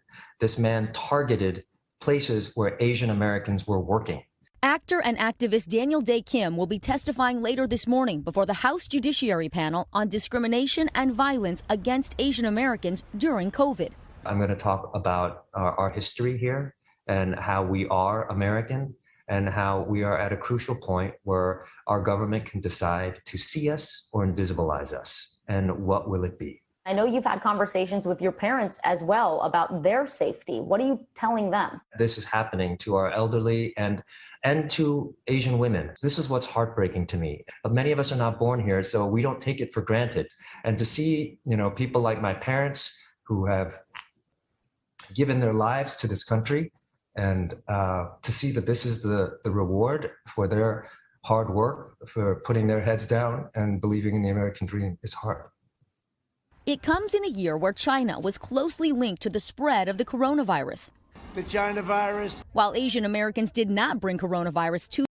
Dude, what the fuck do you think was going to happen, by the way? Even if it's not just this instance, all of the hate crimes that have been increasing against Asian people, like, what did you think was going to happen? like Kung Flu, China virus, this is China's fault, this is China's fault, China's owning us, China's winning, China's winning. I talked about the deep-seated hatred that and fear, like fear-based deep-seated hatred that some Americans feel towards China because they recognize whether they openly and directly recognize or indirectly recognize this, doesn't matter. They recognize that China is becoming a hegemonic power, and that is creating a lot of fear in the hearts of Americans who also simultaneously see that the American empire is on its last leg, right? So that's it. That's where a lot of this hatred towards Asians are coming from, is the xenophobia that has been building up for a very long time in the United States. And you're not going to be able to deal with it this way. Like, you're just not going to be able to deal with it when one side is like purposely fucking agitating and straight up being super racist towards both China and Chinese people in general, making it seem like it's literally just fucking random Asian people that are at fault for COVID, when those random Asian people's origin countries are literally way more responsible with dealing with the COVID outbreak than we have been.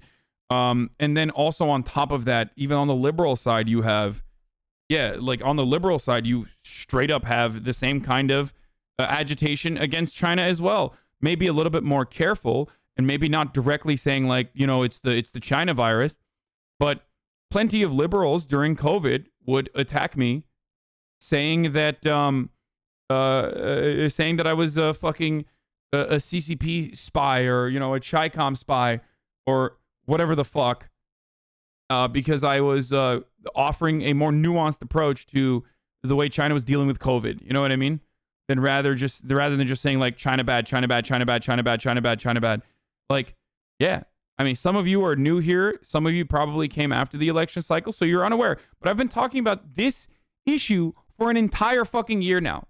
I have been talking, if you go back to old videos of mine from a year ago, from this time, from 1 year ago, from this fucking time, I was talking about exactly what was going to happen if both the Republicans and Democrats kept doing this shit over and over and over again and agitating against China in this way. I mean, guys, Biden literally ran a campaign ad that was like, I'm going to be tougher on China than Donald Trump because they're responsible, Jack. You know what I mean? It's like what do you, I mean, here, look at this. Here, let's take a look.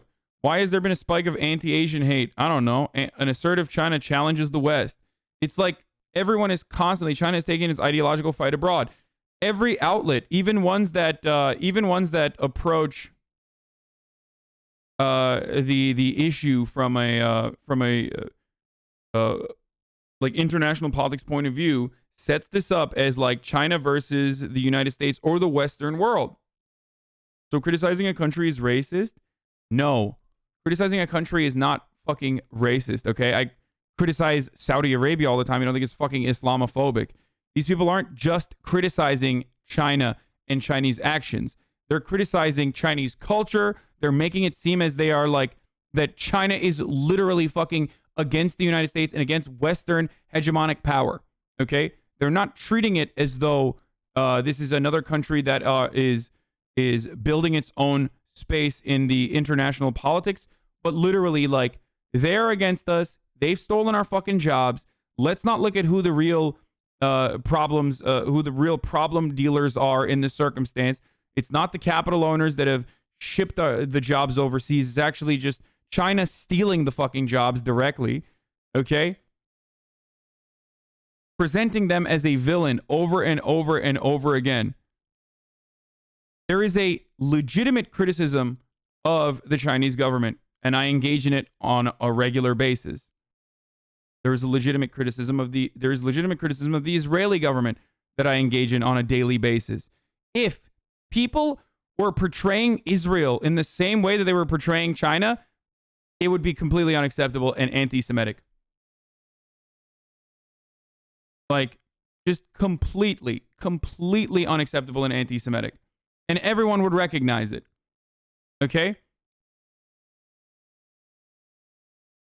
I would be the fucking first to tell you this is ridiculous. This is bullshit.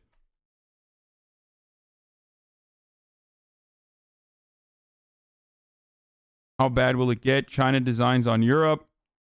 Buying up the new world, the coming of Chinese takeovers. Like, it's just...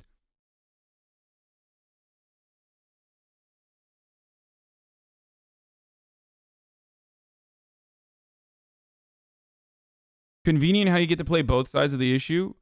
I'm sorry that when you have fucking actual convictions and you demonstrate your point of view adequately over and over again on a particular matter, it's not so easy to fucking strawman someone and lock them into a position that makes them seem hypocritical. I'm sorry that it didn't work for you, okay?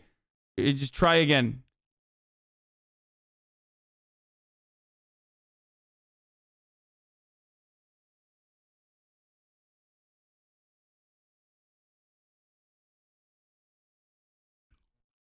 China's political power grows with its capital markets. Like, everyone is China's extraterritorial threat. Like, every outlet, whether they are covering China from a liberal point of view or a conservative point of view, puts up China as a villain in this story. Okay, portrays China as a villain in this story. Always. Some of it is legitimate criticisms that are worthwhile, okay? And some of them are illegitimate and fucking ridiculous. Almost all of them are things that we would criticize the United States for.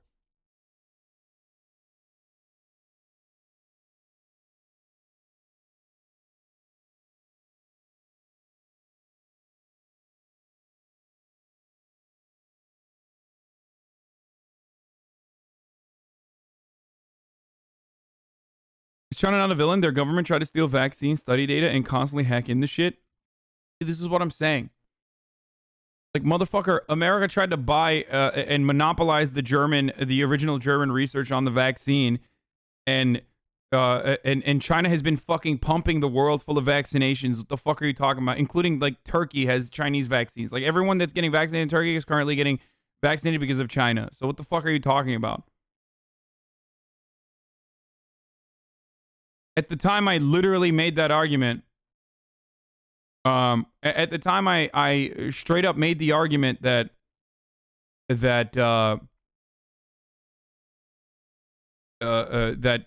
like, this information should not be intellectual property.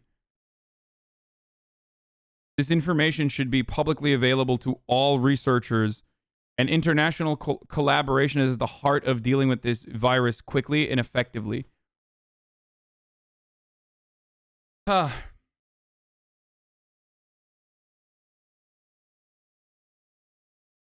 problem with anti-China propaganda is that they report China as an existential threat to the United States. That's the difference between Israel criticism and Saudi criticism. Exactly.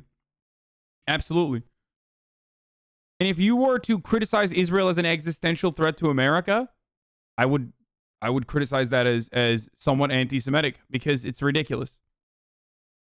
Israel is not an existential threat to the United States. Israel is an existential threat to Iran, or a regional power that is disruptive, right? And same with Saudi Arabia. But they're not an existential threat to the United States.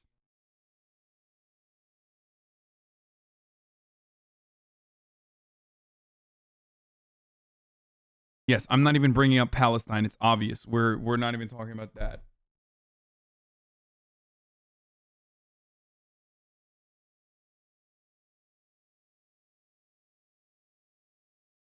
But China is a threat as a world power? Okay. Do you still think China is striving for socialism? I've seen a lot of takes on this, but don't really know. No, I don't. I don't think so. I don't think that at all.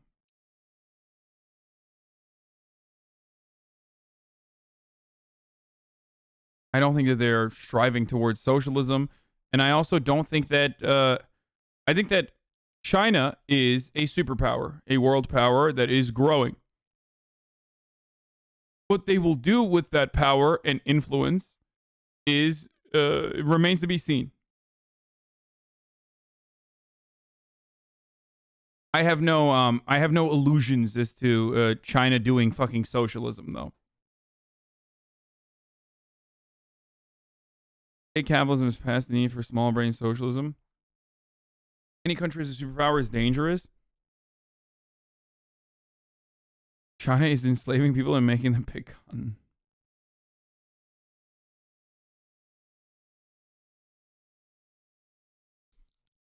To the U.S., they have been a frequent target.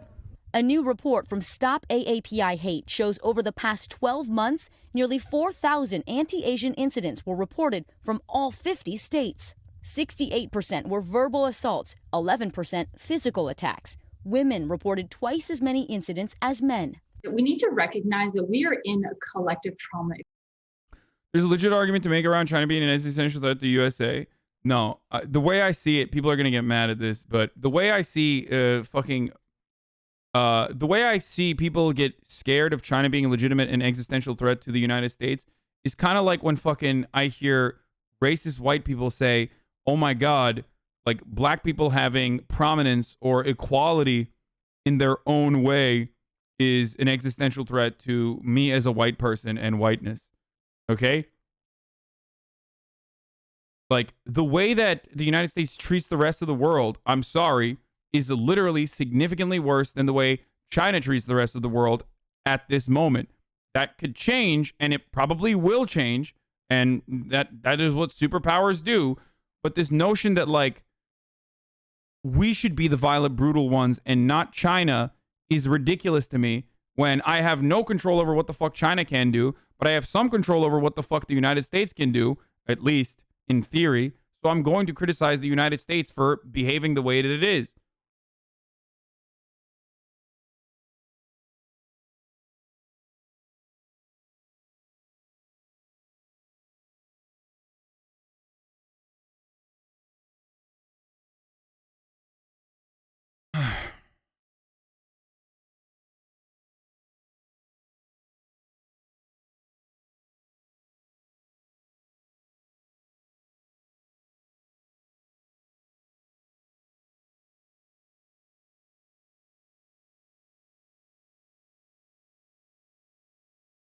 Bro, China treats the world way worse than the United States. What the fuck are you saying? China literally ethnically cleanses population, is trying to make an Orwellian state? No. China has an Orwellian state already if you are considering it to be a surveillance state. So does America. It's different forms of control that we see in the United States versus in places like China or in the Eastern Bloc countries of the past. Okay? China has re-education camps. China keeps 10 million Uyghur Muslims under constant surveillance. Okay? China has a social credit system that is very draconian. America has different versions of that. We have Guantanamo Bay. We have concentration camps at the border. And it's the different ethnic groups that we are operating this way against. It's not literally a one-to-one comparison. Okay? We also have credit scores. The problem here is I criticize what China does. Everything I just mentioned, I criticize with China because I criticize it with America. Okay? The dumbass lefties that say this is Adrian Zen's propaganda also piss me off, especially because they are literally fucking criticizing America understandably. Okay?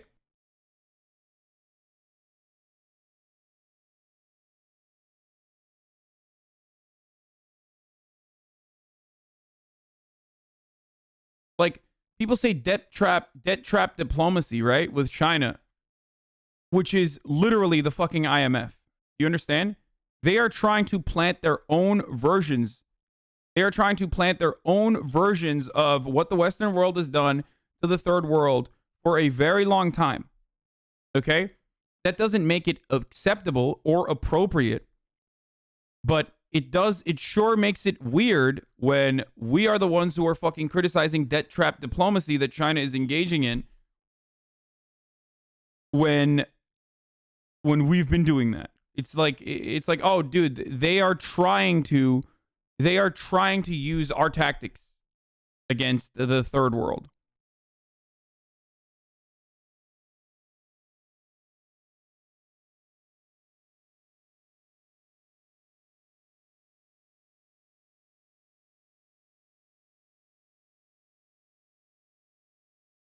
so far, there have been criticisms from African nations, as far as I've seen, or people that live in African nations, about the way that China has engaged in its debt trap diplomacy.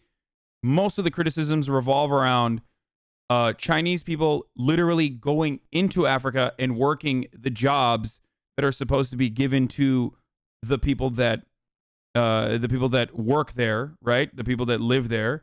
That is like one way that is a significant criticism that African people have, people in African nations have towards China's approach to debt trap diplomacy. But ultimately, their governments prefer, or some of their governments prefer, the Chinese loans over the IMF. Maybe because they think that they've been brutalized by Western imperialism for so long that they will turn around and fucking try this Chinese version for once. That doesn't make the Chinese version better. So far, it has been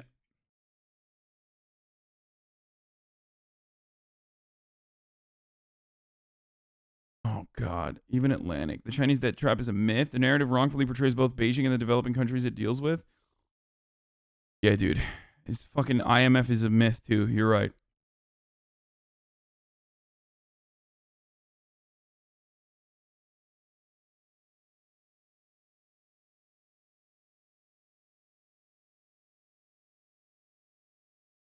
The main component is that China is, in much larger quantities, brutal to the citizens that it has sovereignty over and engages in cultural genocide and tries to whip every marginalized group back into like what they would consider in the next fucking 50 to 100 years Han Chinese, whereas America does it to other people in other fucking countries and destroys them. I believe that if we focused on truly rebuilding third world countries rather than exploit them for their natural resources and labor power, they would not seek other global hegemons as an alternative to Western superpowers in their endeavor, in their efforts to rebuild their infrastructure. Okay, that's my argument, and it's the same argument that I have for immigration and mass refugees as a consequence of climate change that is going to become a fucking problem. Just like that is my argument for this conversation about Chinese superpower.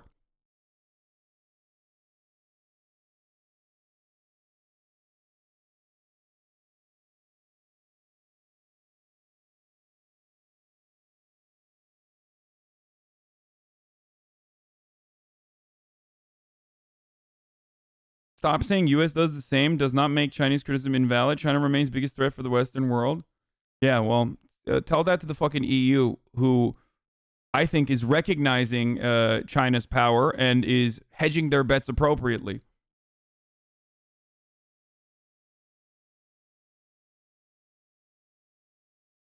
Okay?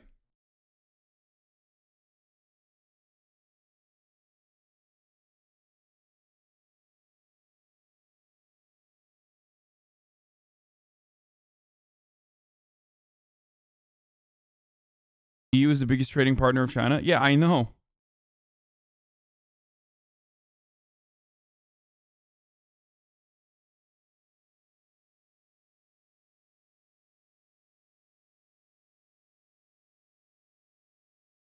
I think about a lot of China's diplomacy, and I see it as a little bit better than American diplomacy. Nothing to be happy about, but at least they do not bomb other countries. Yes, that's my entire point.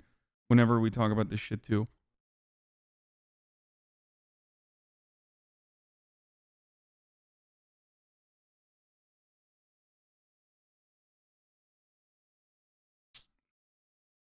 These countries would not be rushing to. These countries would not be working with the Chinese government if they hadn't been fucked over a gajillion times by Western imperialism. That's it. So seeing that as a threat, if you recognize that, even if you recognize Chinese global diplomacy as a threat to United States hegemonic power, then you should literally do your best to help these nations so they don't need external forces like this. Write all the essays you want. I'm not going to read any of it. Experience. Dr. Jenny Wang is a clinical psychologist. What can we do right now to help cope? We are in what's called a stress response cycle. We need to engage with the people we love. We need to embrace them. We need them to hold us, because that is a way that our body re-regulates and says, I'm still safe in the midst of this chaotic world. Dr. Wang, my friend's daughter, who is 9 years old, said to her, Mom, why do they hate us? Why do they hate Asians? How do you respond to a child that young, and how do you... Yeah. China is a threat, so we should fund the government and not education. No, not even the government. China is a threat, so we need to fund the Defense Department so they can get owned by cybersecurity leaks from fucking, Estonia. Like Estonian hackers are leaking, are able to penetrate our cybersecurity forces, and then we can get more mad at Russia and China, brother. Hell yeah, we need to give more money. Don't you dare fucking try to rebuild American infrastructure, brother. Fuck that. China is a global threat. That's our biggest threat. It's like, motherfucker, is China the biggest threat, or is the American government as it stands currently and capitalism in and of itself the biggest threat to American existence? I happen to think it's the latter, not the former. Provide comfort. I think when we talk to children about what's going on currently, or even just broadly about racism, I think one of the most important things we need to emphasize is safety. That you are safe. In addition to Kim, a growing list of celebrities like LeBron James, Ellen DeGeneres, and Wanda Sykes speaking out against violence towards Asian Americans. There are more of us who do care. And I think those people are in the African American community, the Latinx community, the white community, and the Asian community. But I really do believe we are stronger together. Hey, thanks for watching our YouTube. Why is it so fucking loud every time? Isn't there a point where the UN would step in? To what?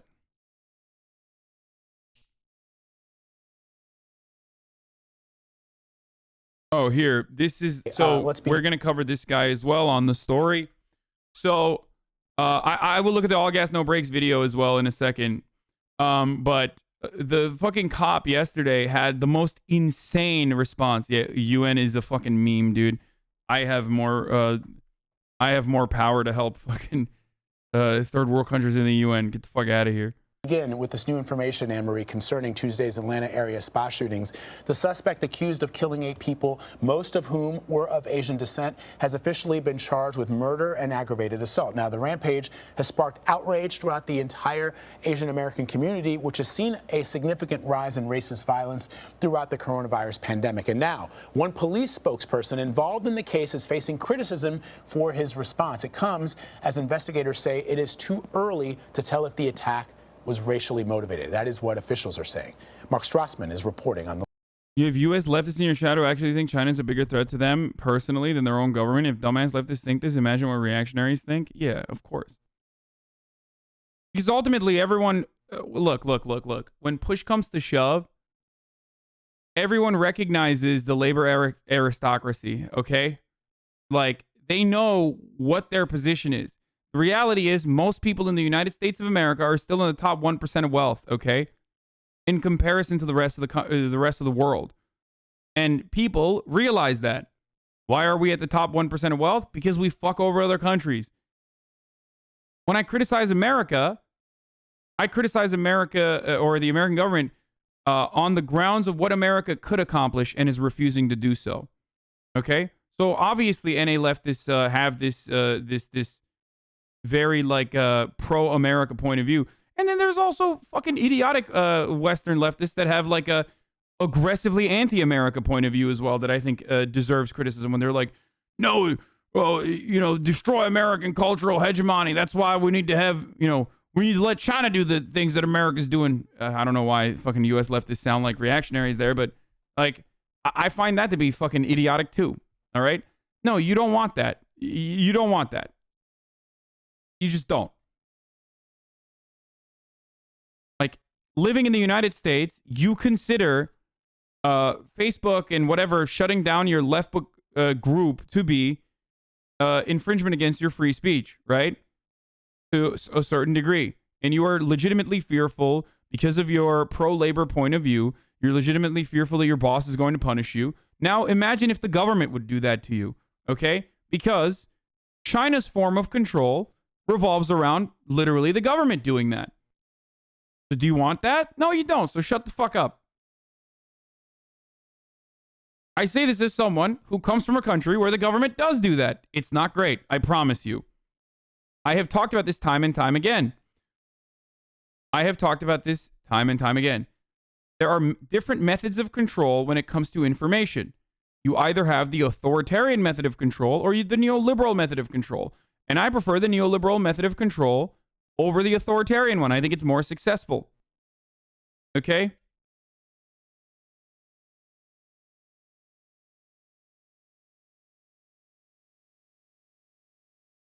I understand the merits of authoritarian control, and I understand the neoliberal, the merits of neoliberal methods of control.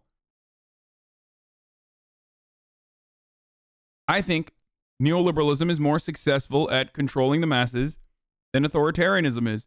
When people don't recognize that they're being controlled, they are more docile. Okay? That's just the fucking truth.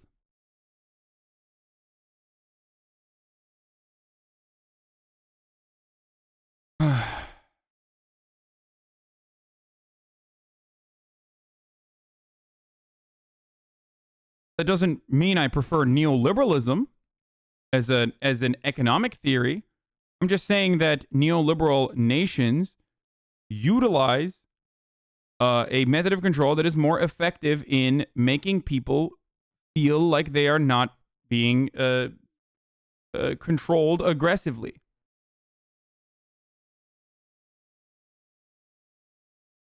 Would neolib turn off if it's threatened? Yes. Fascism. Western nations, when push comes to shove, will go back or revert back to fascism, a more authoritarian way of controlling the masses. Like literal fascism. It has happened in the past, and it's happening again. Why does that matter to you? How either makes people feel? What do you mean? It matters to me because look, no matter what happens, and I'm sorry, but no matter what happens, I believe that you're gonna have to control people. That's what the government does. Okay, I don't believe in like direct democracy in every fucking capacity. I think direct democracy in every single aspect of your life would ruin your life. It would be very fucking boring. I agree with ZIZEK on this one. Okay. Can you imagine having to vote for like every fucking monotonous thing? It would be horrifying. You would want to kill yourself, okay? So, obviously, there is going to be some level of authoritarianism no matter what. All matter of control inevitably is authoritarian. But it's for the freedom that you can do other shit, that you don't have to fucking literally focus on like monotonous bullshit like your local ordinance violations being voted on. You would literally have no other fucking time to do anything else. Okay? It's deeply oversimplifying anarchism. Stop. I'm just talking about, I'm not saying that that's what anarchists believe in. Just chill. Just, okay? So that would be ridiculous if you were to vote on virtually every single thing, right? You understand that would be ridiculous. Some things are better off handled by people that we delegate these tasks to. Okay? Now, having said that, I also personally believe that no matter what happens, it is great to want to achieve a society where everyone is well-versed in every other aspect of their lives and they can make decisions on their own and be autonomous. But I also recognize the reality that most people are not going to get there, not in the short term, and maybe not even in the long term. So, how do?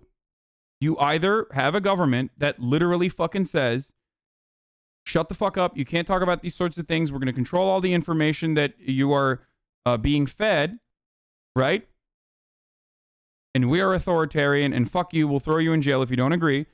Or you're going to have a government that doesn't say that and makes it seem like it's very free, while still making sure that every facet of information that is available to you is limited to whatever box of ideas that they find does not rock the boat or affect the status quo. Probably the best, I wonder if I can show you a video of this. ZIZEK describes this as the good, I guess, the authoritarian dad versus the neoliberal dad, right? If you want to go visit your grandparents, the authoritarian dad says, you're going to be fucking grounded if you don't go visit your grandmother and you don't fucking be nice to her. The neoliberal dad makes it seem as though you wanted to fucking visit your grandmother and describes to you why you should visit the grandmother and explains to you how you should do that. Manufactures your consent to visiting your grandmother.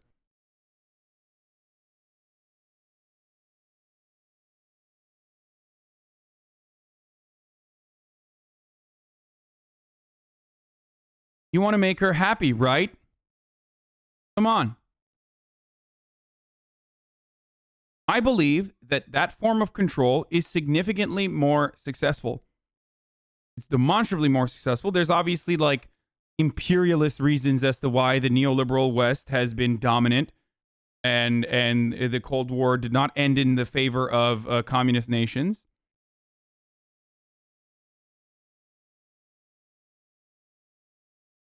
Some people would argue that the authoritarian version is more honest, and therefore they prefer it. As someone who has lived in a relatively authoritarian version of that, in comparison to the United States, I prefer the United States method. I prefer the Western method of control. Now, this does not pertain to the economic organization of society, though. I believe that we can change the economic, we need to change the economic organization of society by focusing on commodity production, okay? Gradually and going through a gradual transition or evolution, right? Forcing that by exhausting the state machinations as best as you can and engaging in direct action, okay? While also selling this idea to people as well.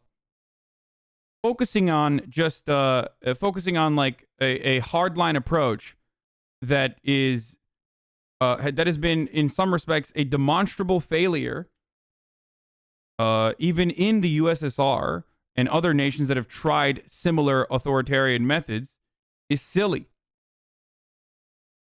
It's silly. People want coffee beans, okay? People want 30 different brands of Oreos. That is a way more effective method of control than people recognizing that those 30 different brands of Oreos are coming from the 6 different subsidiary corporations or one government that creates a diversity of product, or no diversity of product exists in general.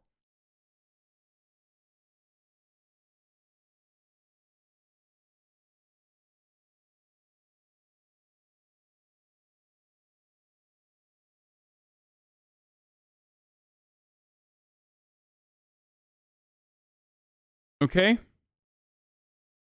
Let's say you have a good old-fashioned father. It's Sunday afternoon, you have to visit grandma. The father, good old-fashioned authoritarian father, will tell you, listen, I don't care how you feel if you're a small kid, of course.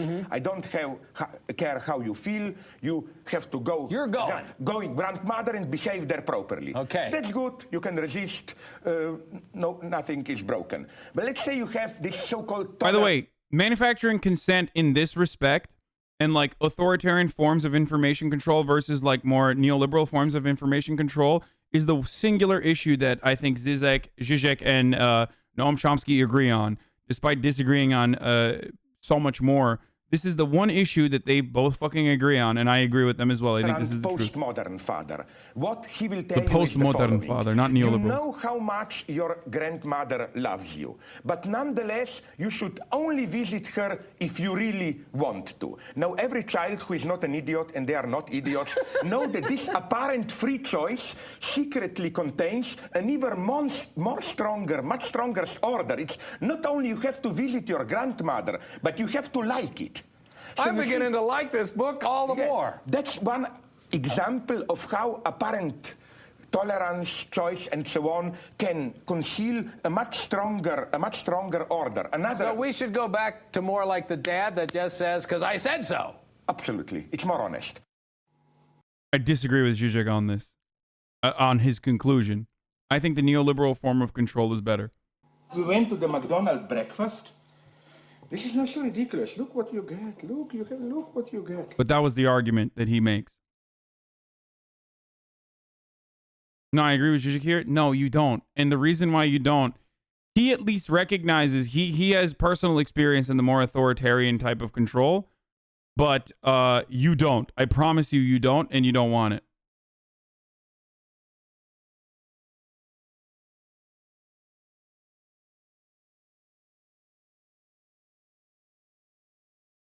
I thought he agreed with Chomsky. No, they agree on the two different forms of controlling information. And yes, I would rather manufacture consent than literally enforce, literally force people into submission.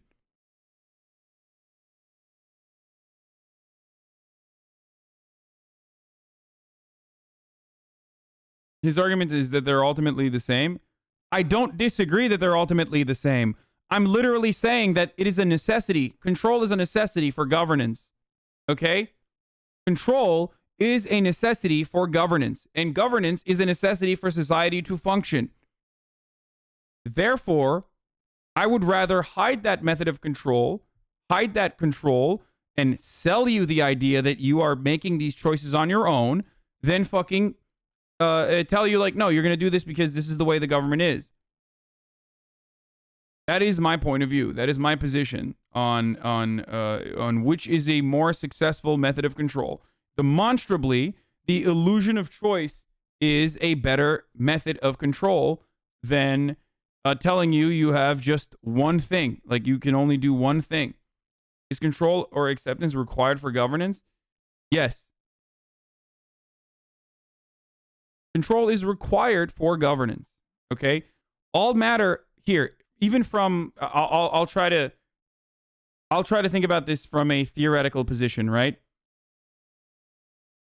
All laws and all regulation ultimately disenfranchises people. So what we do without recognizing it is we make choices on what that disenfranchisement is because it's acceptable. Okay? Technically, laws around murder disenfranchise people that want to do murder. It is. That's what it is. Okay? You're disenfranchising people that want to do murder. Sorry. But everyone recognizes that that is appropriate because that's how a society should function. Otherwise, it would not. Right? Because then motherfuckers would just be running around murdering people.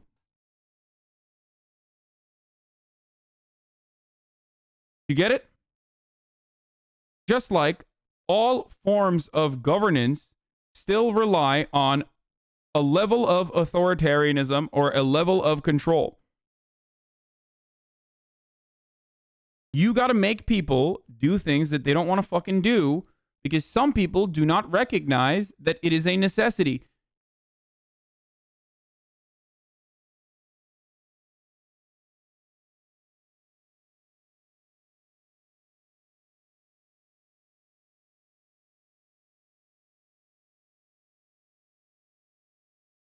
LMAO, let's not mention First Nation society and governance. Making the illusion of peace and order is the truest evil, in my opinion. Okay.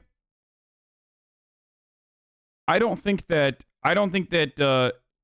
true liberty in the way that you think liberty exists is actually going to be a peaceful existence, a peaceful coexistence, rather. I don't.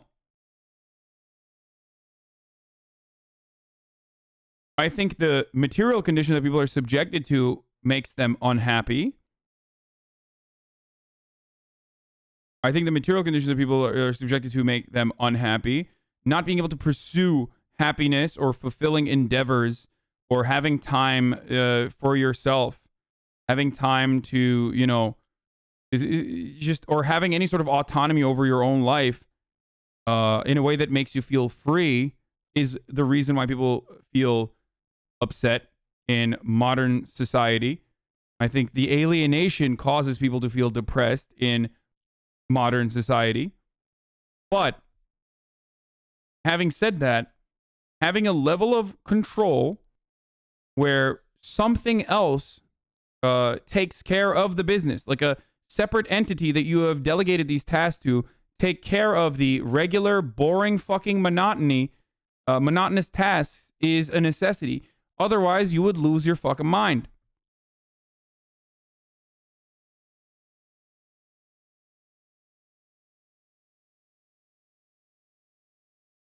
Isn't saying without law there's no morality the exact same argument as without religion there's no morality, just from a neoliberal point of view? I'm not saying that people are going to devoid into chaos. That people are going to fucking turn into chaotic beings. Okay, I'm just describing to you what laws do. Yes, laws are an attempt to codify morality. I didn't bring up morality at all. But no matter what happens, you need to have rules and regulations. Otherwise, the self-interest that people have is going to make them do things that are going to harm others. You literally said people would be running around killing each other.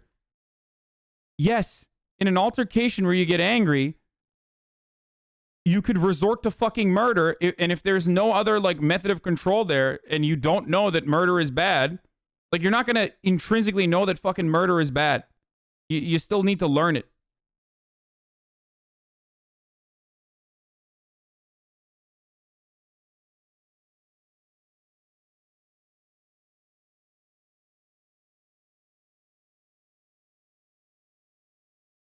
So if some level of control is needed, how do you know that China is not a DOTP?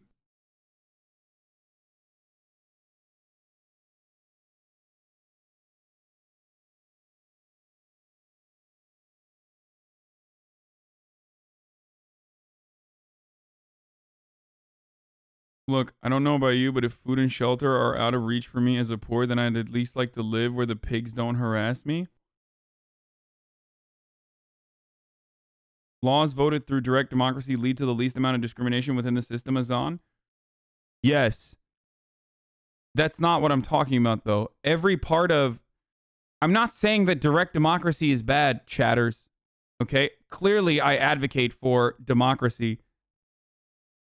What I'm stating is you would have no freedom to do fulfilling things and make your life more meaningful and happier if you had to literally fucking vote on every single thing that the state is deciding for you. There's a level of freedom that you have to live your life. There's a level of freedom that you get to live your life in the way that you want to when there is some method of control that is dealing with all the other shit, like a court system. Like, can you imagine? Let's break this down to a commune, right? Let's break this down to a communal system. You have a commune.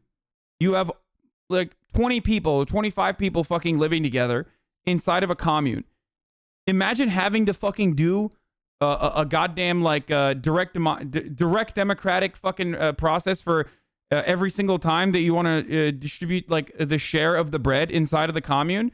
You would literally not have an opportunity to do anything else. You would have to constantly fucking deliberate endlessly. Therefore, lose the opportunity of you know, pursuing other shit.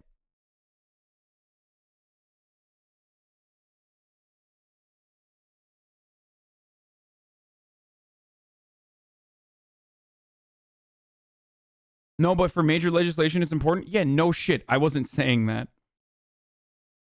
Guys, I wasn't saying that, like, let the government control every aspect of your life without you having a single say in it. That's insane. I don't believe in, like, what's the term? It's like the magnanimous, authoritarian, not magnanimous. What's the fuck? There's no shit. No. I just, like, there's a, can't remember it now. Benevolent. Yes. A benevolent dictator. Benevolent, not magnanimous. Benevolent. Thank you. Like, I don't believe in a fucking benevolent dictator that's going to control everything.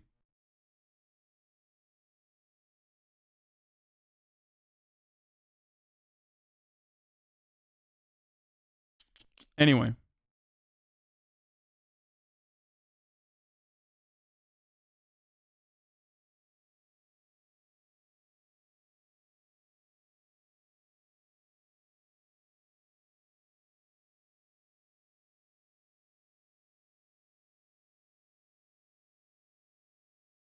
GTRP analogy describes it the best way. Imagine if every minute of no pixel was every single streamer voting on, debating on patch notes and updates for the server.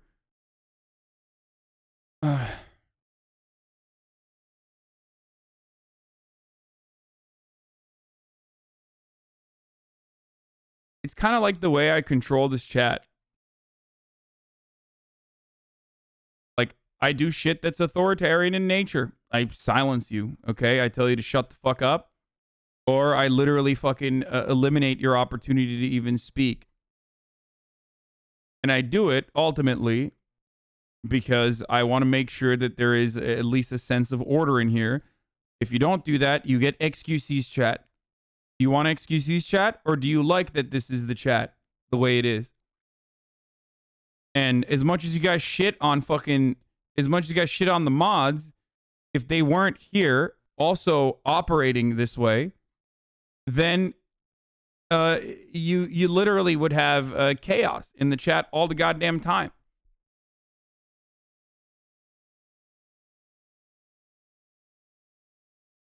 Yeah. Motherfuckers get mad at cum stacking in no pixel, but then they're like, we need to cum stack before every decision. Okay. Do you think the same with cops? I have said time and time again that there is always in every fucking societal formation, there is always going to be need for a unit or an organization that polices or at least maintains the presence of law and order. Yes. Just, not the way that we have cops currently. In theory, police are supposed to protect and serve the interests of the public. The problem is that they don't do that, and they protect and serve the interests of capital. That's the issue. The issue with policing is not that they fucking exist in general. It's just that they exist to serve not what they supposedly claim to serve, but instead to fucking serve something entirely different.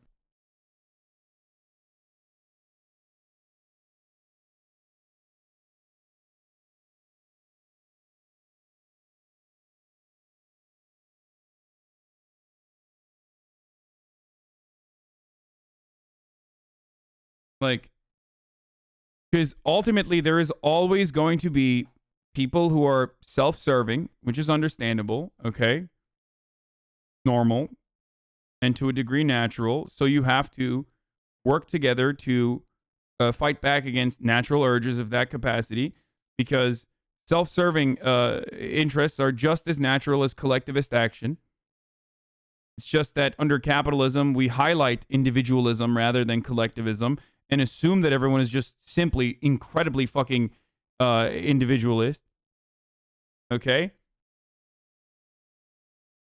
But you still need you still absolutely need some form of control. That's why you guys all jerk off to fucking Sam Cedar destroying libertarians. Like, because it's really simple. You're like, okay, I'm gonna come and take your shit. How do you deal with it? You can't. On my way to come and take your shit, there's no roads anymore. How do you deal with it? You can't. There needs to be a court system. Even minarchists will recognize the need for a court system. So then how do you enforce the court system?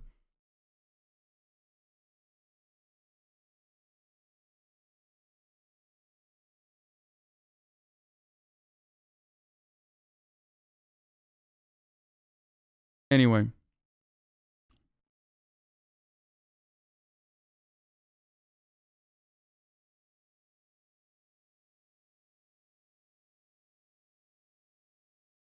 Don't you think your take is biased by the control you're also under in NA? What do you mean? I'm biased because this is my preference. I'm admitting to the method of control that I exist under, and I'm saying that I prefer that.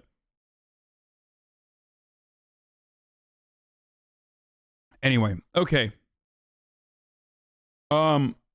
I'm gonna move on from this because this is like, we've talked about it a lot, but I think it was good. It was good that we talked about it. I think that this was a wonderful conversation. Had a bad day. Oh, Jesus Christ. Jesus Christ, dude. Okay. We're gonna get back to the police and the way that they are talking about the mass shooter right now, actually. But before I do that, I got to run an ad. It's the second of the day, top of the hour, every hour, 6-second ad break. If you no longer want to see the ads, because I'm going to run this video right now as the ad starts, you can subscribe. You can do it for $5 or for free with the Twitch Prime by connecting your Amazon Prime account to your Twitch account. Would you agree that prisons are mostly used as an excuse not to address socioeconomic problems? Absolutely. Yes. I dream of a future where prisons would be obsolete, but I also recognize that for the time being, there is a need for some way of rehabilitating people. I think that prisons as a concept should be completely fucking changed in its entirety, just like the police force.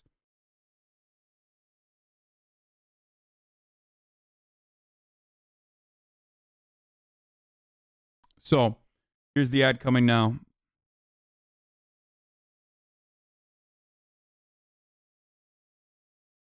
The latest. Robert Long's parents recognized him in these surveillance photos posted on social media and alerted deputies who began tracking his cell phone.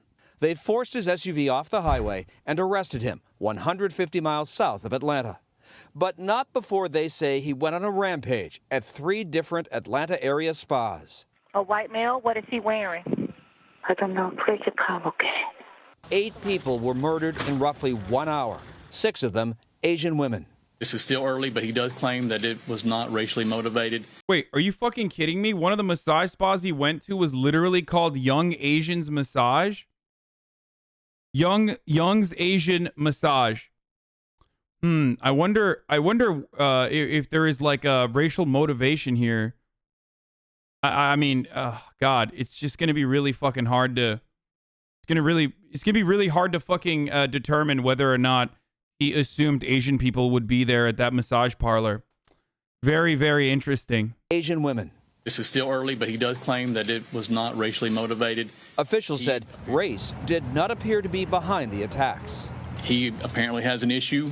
Yeah, it's great also that, like, there is such little coverage on the victims themselves or people who survived the fucking shooting and what their point of view is on the matter. And we are literally only hearing about the dude and what, whether or not he was in the appropriate mental space at the time. And I talked about this already, where I said, like, being an incel and being anti-sex worker and being a reactionary or even a fucking white supremacist, white nationalist, racist goes hand in hand in a lot of circumstances. So this notion that, oh, he was just a sex addict, he was just like figuring out how to deal with his sex addiction is fucking ridiculous as a motivation. But what he considers a sex addiction and sees these locations as something that allows him to go to these places, and it's a temptation for him that he wanted to eliminate. The working theory is a sexual addiction issue rather than a racial profile. During our interviews, we asked that specific question, and that did not appear to be the motive. But activist and author Helen Zia said authorities are missing important context. hypersexualization of Asian American women is part of the racism toward Asian Americans. And to say that sexual addiction is an excuse or a reason to go on a mass killing rampage is ridiculous. He's going to take the word of a mass shooter who happens to be white against the lived experience of the Asian American community. Zia also said Captain Jay Baker's description of the suspect's frame of mind was outrageous. And he was pretty much fed up and kind of at the end of his rope, and yesterday was a really bad day for him, and this is what he did. Wow. Poor guy. I mean, I really understand. I mean, I had a bad day the other day.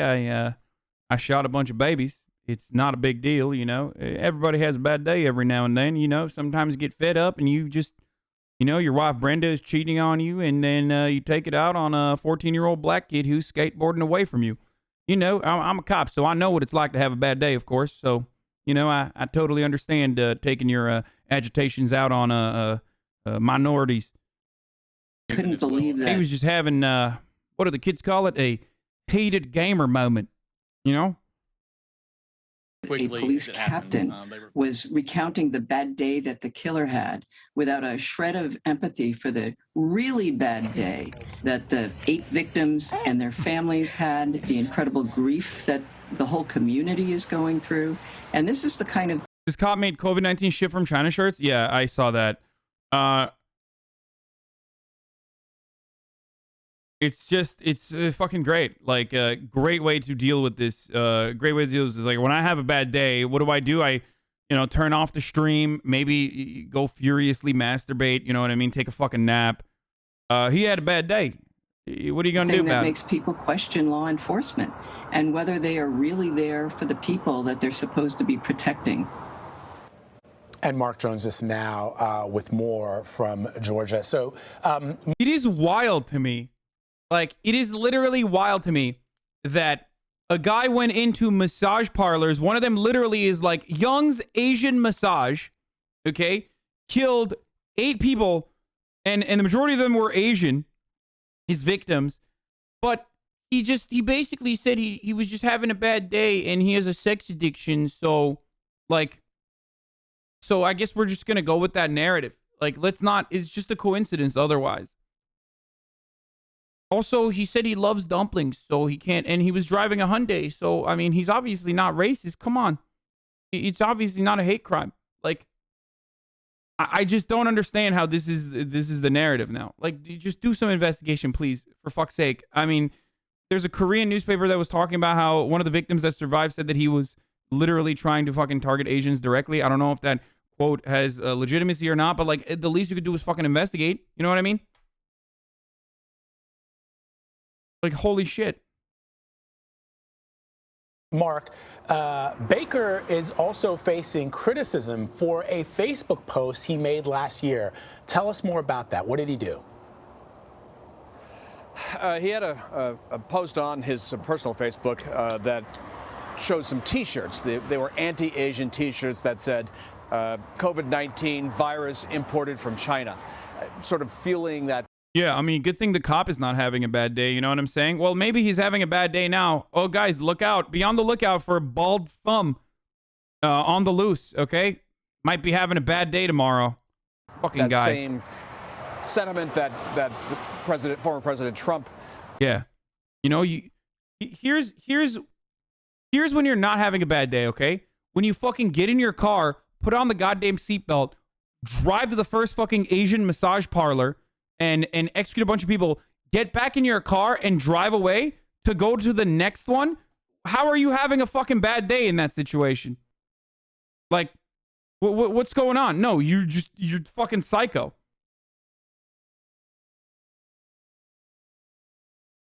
Had when he was referring to the Kung Flu that many Asian Americans, of course, and lots of folks have objected to as racist too. And so all of this sort of feeds into the narrative that there are a number of insensitivities going on here.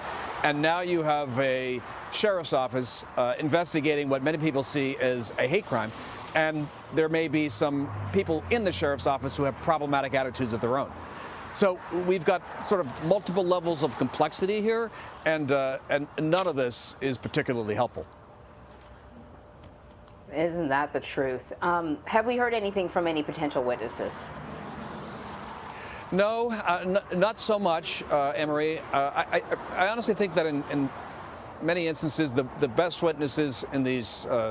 My question is, though, why is everyone assuming that these places were also offering sexual acts? Like, why are they assuming that the Asian women are doing that? That's some tasty racism.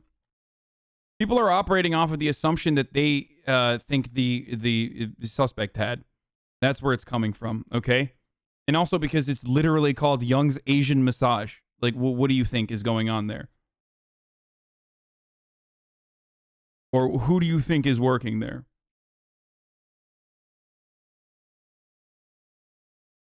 The difference is looking at that and assuming that it's okay to do that versus looking at that and saying, oh no, the reason why people are so easily fucking looking at this and dehumanizing the victims is because they are immigrants from a lower socioeconomic background and also because they're sex workers, likely.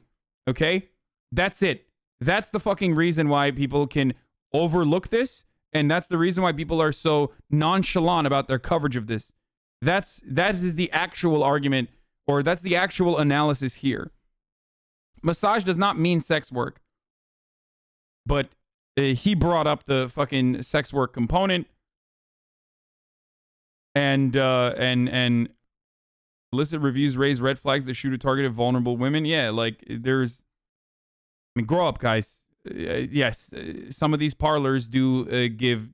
I don't know how to describe it. Okay, like I don't know how to have an adult conversation with people who are going to behave like non-adults. Okay, it is a common thing within massage parlors. Okay, that's it. Happy endings. Young is the last name, my guy. No, I know Young is the last name. I'm saying Young's Asian. I'm talking about the Asian part of it, not Young Asians. I'm saying Young's Asian.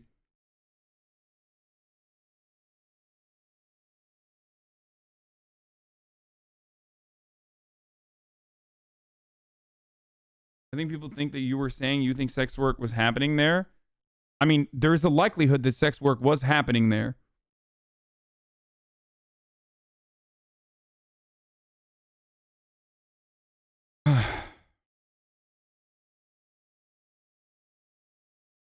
It is a stereotype, and it doesn't matter what my point of view is.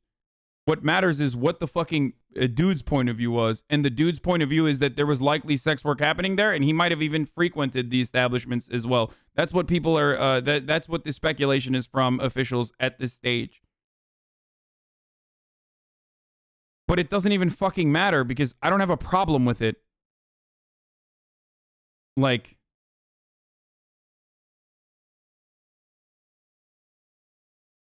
I don't know why you are, I don't know why you think that this is a illicit reviews are about the quality of the sex work being performed. Of course it was happening there.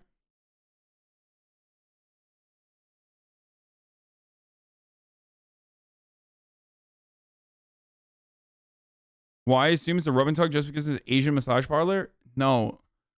I assume most massage parlors may have a rub and tug component to it, but that's entirely different. I also don't have a problem with it, so I don't know what the fuck you guys want from me. Doesn't matter if it's fucking Asian or not.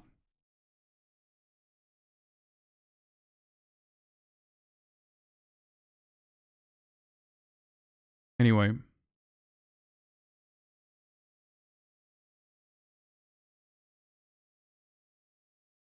I mean, Robert Kraft was caught at a rub and tug massage parlor, if you guys remember.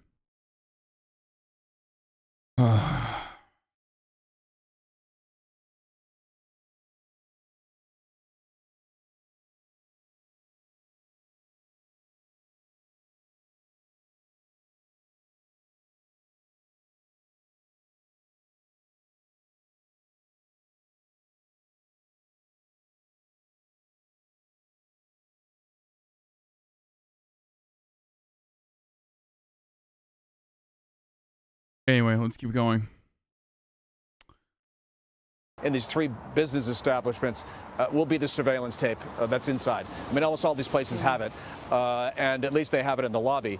And you'll recall that it was the surveillance image from the first crime scene that the sheriff's office posted and said, "Have you seen this guy? If you have, let us know. Or if you know who this guy is, let us know." And his parents actually responded and said, "Yeah, that's our son." So I honestly think that the surveillance tape, as much as anything, may be the best witness of all. And then, of course, from what investigators say, the suspect has confessed. So it may not be all that hard to build a case against him. The question is, what charge is going to be leveled against him besides murder? Will it be a hate crime charge? And we have to. That remains to be seen. So, Mark, what more can you tell us about the victims? I note that in your evening news piece last night, you had some details on a newlywed, which was horrific. But what more do you know about some of the others? Well, let me talk about the newlywed just for a second, Vlad, because this is a sort of a striking moment, too. So her name was, she's 33 years old. Delena Yen Gonzalez was in here. As a customer, she was killed. In another room was her husband. They've been married less than a year. He was also a customer here. He was in a room with a locked door. He survived, but I mean, this woman who was his wife, who was killed, they have an 8-month-old daughter. So it's one of the many tragedies here. There are at least of the 6 Asian women who were murdered, 4 of them are Korean. That was confirmed by the South Korean Foreign Ministry. The owner of this particular business was 49 years old. She was killed. So we're starting now to sort of piece together some of these folks and what their backstories are, and just the mindlessness and senselessness and tragedy of the whole thing, of course, is. What's the problem with cops saying he had a bad day? Don't you think that's like? Don't you feel like that's a little fucking silly to talk about a dude who mass murdered 8 people? Like, what? He had a bad day. Yeah, dude. Hey, sorry, I committed a fucking war crime. I was just having a bad day, dude.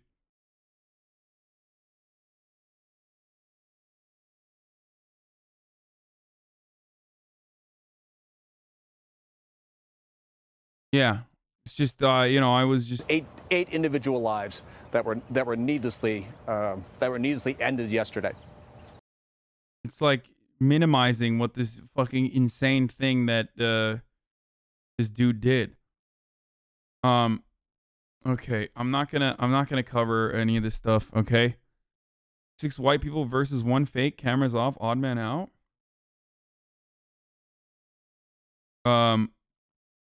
Wait, who has the, oh, here, he did. 9mm gun, considering his reportedly mental illness? I'm not sure about any mental illness. All we do know is that he did purchase the gun the day of the incident. Yeah, premeditated murder, mass murder of 8 individuals after, just purchasing a gun and doing a premeditated murder of 8 individuals in a very targeted way, too. It's just bad day.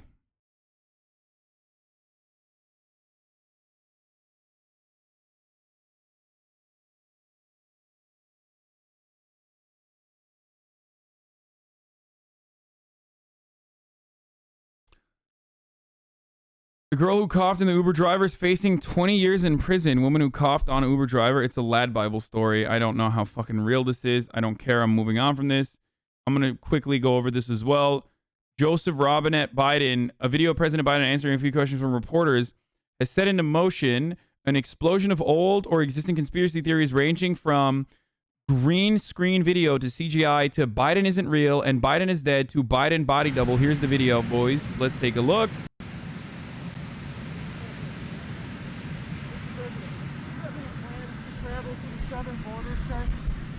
Not at the moment.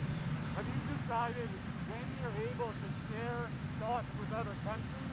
Is it allies or neighbors first? Who will be the first country to get U.S. vaccines? I've been talking with several countries already. Well, I'll let you know that very shortly.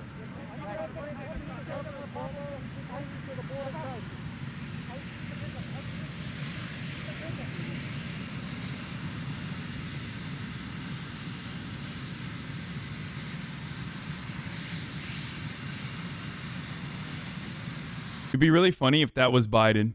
You know what I mean? The camera turns around and it's literally Biden right there.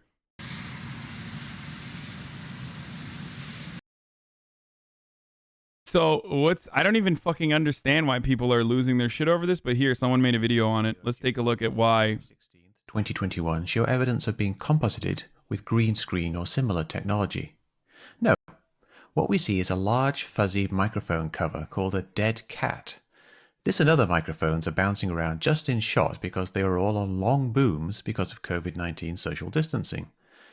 Biden walks right up to the mics and at one point leans in a little and gestures down with his finger pointing down. His hand now looks that's why people are saying it's green like screen. it's in front of the microphone. Because it is. But because the microphone's so big, it looks like that should be in front of him, so people shout green screen. But it's not. I recreated this in my backyard. Setting up a dummy dead cat on a stand, I walked up and did similar movements with similar results. It's just an illusion.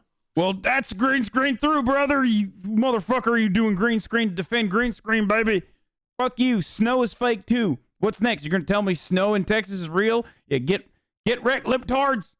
Believing in real snow when we all know it's fucking fake. Hey, fuck you. Sick and tired of this. Green screen George Orwin. And lots of people fell for it. It does look weird, but once you understand what's going on, it's pretty obvious. As usual, the illusion is magnified by poor quality video. Dead cats have very fuzzy edges, so are very hard to compress in video, losing lots of detail. But there's also lots of AP photos of the moment showing he was actually there. And that's really all there is to it. There's actually two shots of this event, and you'd think having two shots would clear things up, but it actually makes people a little bit more confused. Now you can see in this shot here, we've got one shot from one side and one shot from the other side, and we can see that Biden's hand is in between these two microphones. So in this video on the right, the grey, larger microphone appears behind his hand, and in this video on the left, the black microphone appears like it's behind his hand. But this is a little bit confusing because if we go back to the start of this video, you will see that on this video, now the video that the microphone that you thought was over here is in fact behind his hand. But what's actually happening is actually behind his hand. And you can see this is happening if you just step through things very smoothly and watch the underneath of Biden's hand in this video. You will see the microphone. Microphones are fake. I don't understand. I mean, I'm not even next to you, but you can hear my voice. I don't get it. Someone describe this to me. What is the science behind it? The only thing I know is a bean can that you empty out after eating with your boys, put a little hole in it, and then a string that is attached to the butt side of the bean can that is connected to another bean can. That's the only way I know how to communicate. Microphones are fake, brother. Bump into it and it moves out his pinky a little bit. You see his pinky's tucked in under his fingers. But you'll see the microphone actually bumps into his hand. And there it is. Bumping into his hand. And then the boom operator obviously doesn't want to be bumping the president with his microphone, so he kind of moves it back a little bit. And after that, now we just have Biden's hand in between the two microphones. So right up here, you see this is behind him. And is my microphone even real? Do you know, brother? How am I talking to you? This video down below, you will see that the black microphone is now behind him because his hand is in between the two microphones. And that's all that's going on there. Like, what's the purpose of having a fake Biden? Oh, because they think that, like, he's dead or something, I assume. I don't even care about the Fauci, Rand Paul, dust up. He fucking cares. Joe Biden is fake. We already know that. Are you familiar with this guy, Mick West? He's awesome. He worked on the original Tony Hawk game and has a conspiracy podcast where he talks to people who believe in these kinds of conspiracies. I just realized your Hank Hill impression is crap, but you probably do a good Bobby Hill. No, I can't. Yeah, he's inside. He's locked away inside of a bunker, brother. Okay, someone send me that. Someone send me the Charlie video, the Moist Critical video on All Gas No Brakes, and I'll talk about All Gas No Brakes as well from that point of view, because I am genuinely bummed that All Gas No Brakes is kind of going away, and many of you know the way we understand it is going away, and it fucking sucks because of a production company that basically took advantage of a bunch of kids and their basically took advantage of a bunch of young adults and their, I guess, them not doing like thorough research over their contracts. one of my favorite channels on YouTube was All Gas No Brakes. I'm using the past tense because All Gas No Brakes, as we know it, has been put in the dirt, buried, sent straight to hell by a predatory company called Doing Things Media. That is our anime villain for this arc. So just to give a brief background on everything, All Gas No Brakes is a channel fronted by Andrew, who's probably the last great journalist. He is the final raid boss of beautiful journalism. He goes to the goofiest conventions and meetups and puts a mic in front of them and a platform to just express their deepest inner thoughts. A lot of times they come across like actual lunatics right out of a fucking asylum, and then other times it's actually pretty informative. Andrew's microphone is like a Millennium item from Yu-Gi-Oh! Like, this shit is an actual magical item that somehow draws out the crazy from anyone he puts it in front of. It's so fun. Like, he'll go to Talladega and he gets like 40 people that for some reason are all talking about butthole. It's incredible. Everything Andrew posted on All Gas No Brakes was gold. I've been a huge fan of the channel for a long time, and seeing him blow up over the last year or 2 years has just been really great because I think he truly deserves it. But what he didn't deserve is what Doing Things Media did to him. Just like a bidet. For the record,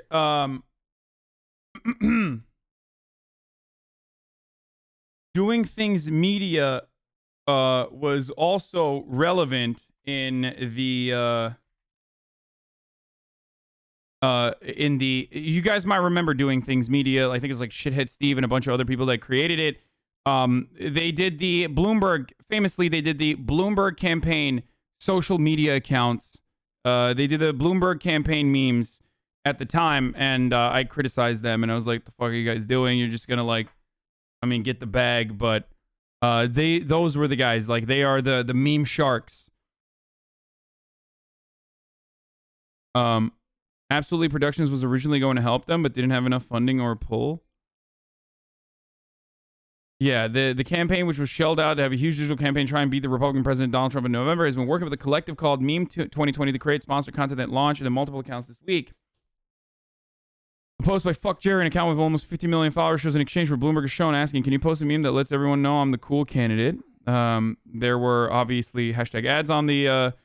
we haven't done a political campaign, said Reed Haley, chief executive of Doing Things Media, which runs 12 of the meme accounts involved in the campaign, including Neat Dad and Gamers Doing Things. He said it was a creative decision rather than an endorsement of Bloomberg.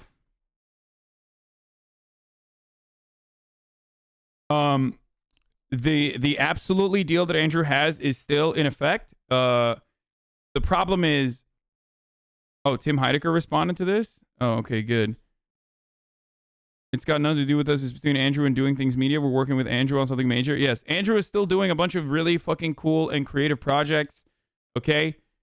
So don't worry about that. He's still going to pump out some fucking awesome shit. It's just that the branding around All Gas No Brakes and the YouTube account, including literally the fucking Patreon, which is insane, has basically been seized. So if you're still a subscriber to the All Gas No Brakes Patreon, I'm just letting you know that you are no longer giving your money to Andrew and the boys. You are instead giving it to whatever the fucking All Gas No Brakes company that owns All Gas No Brakes, which would be the Doing Things Media. Functionally, that's where your money is going towards, which is ridiculous. I mean, that's absolutely fucking insane. And And if you want to support Andrew, you should unsubscribe from all the all gas, no break shit. Let's be real. Like,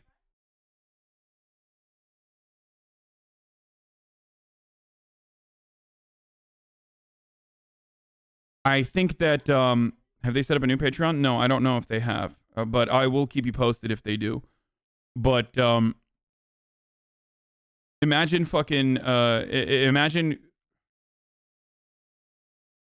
imagine developing a brand, like, and starting off with like a personal experience that you have, developing a brand, doing awesome and incredibly entertaining content, having a dedicated, loyal following that wants to give you money so you can make more of it, signing up with another production company with the hopes that they can increase your production budget and help you out, and then they turn around and they're like, you're not making enough for us, we're just gonna seize all of your shit.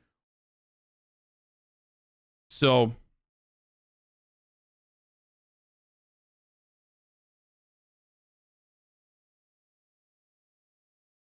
yeah, what about his podcast? I don't know if his podcast is here. I can figure it out and let you know.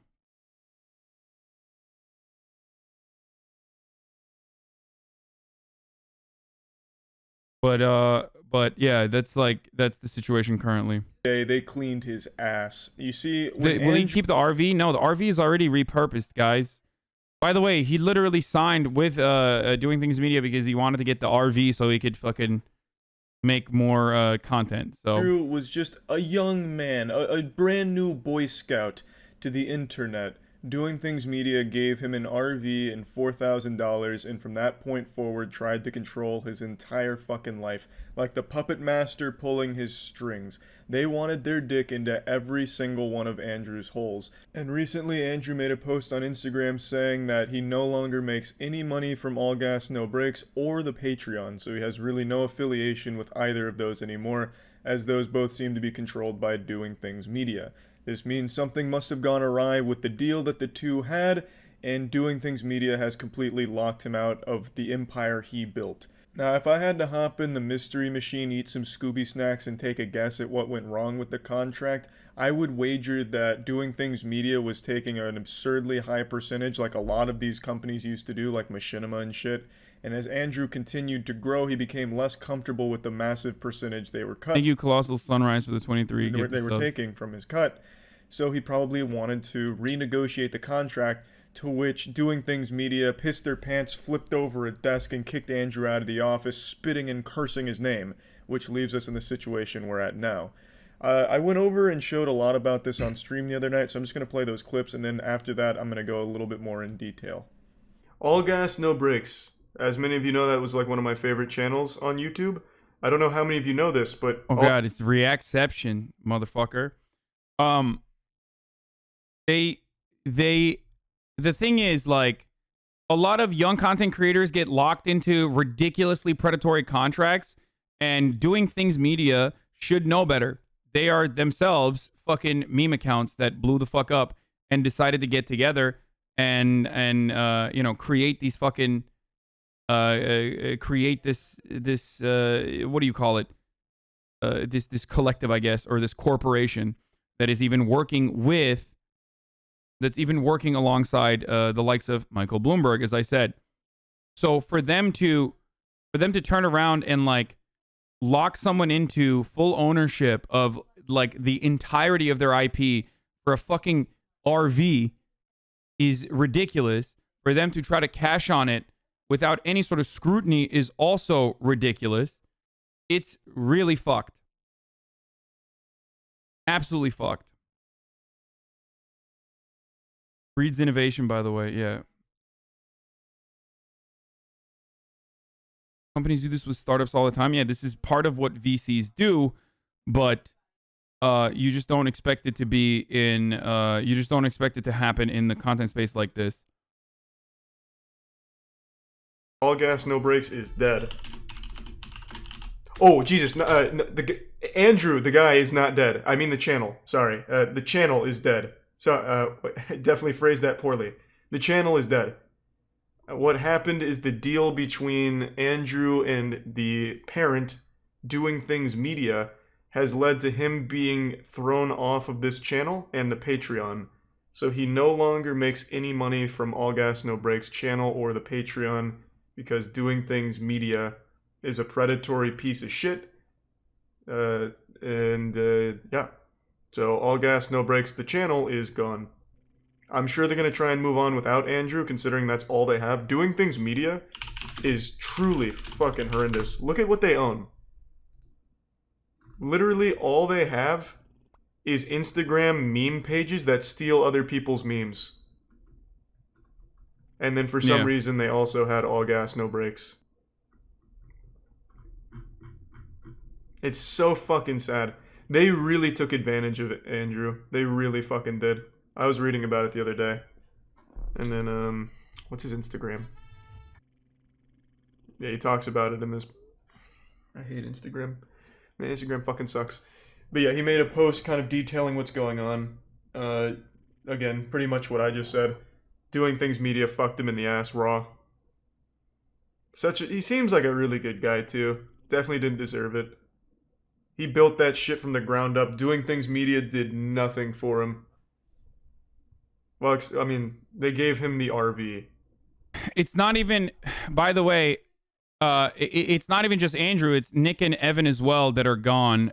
So they literally, like, they basically fired and took over the brand in and of itself, which at that stage, all you're doing is functionally, all you're doing at that stage is just having another fucking Instagram account with a boatload of followers, and that's it.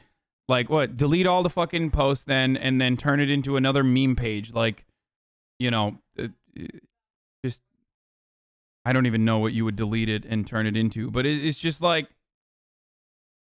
but, you know, unsubscribe from the fucking Patreon, obviously, if you still subscribe to the Patreon. You know, it's ridiculous. They probably got it for dirt cheap, so they don't care. I mean, I don't know what they got it for, but the website won't load. Yeah, probably because a lot of you went there to look at their properties. Weren't all three of them living in the RV? No. They're not living in the RV anymore. They have a home now. They don't live in the RV anymore. Anyway, he still has other things going on. They're still working on some really cool shit, so don't worry about that.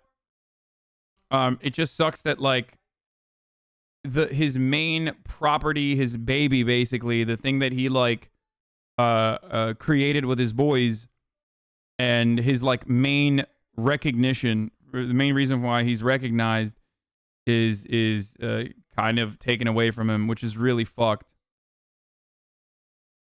But he's still working with Absolutely. Can he just make another channel and do the same thing? I mean, he could, but remember, like, he can't use all gas, no brakes now. Like, a lot of this shit is SEO, right? I mean, all of his friends and all the other people that love his content, including myself, will do everything in our power to support him and pump him up and hype him up again. But it's still all gas, more brakes, all brakes, no gas. Yeah, I don't. Because he's known as the all gas, no brakes guy to a lot of people, so it's a big hit. Yeah, exactly. Like, people don't know him as Andrew, right?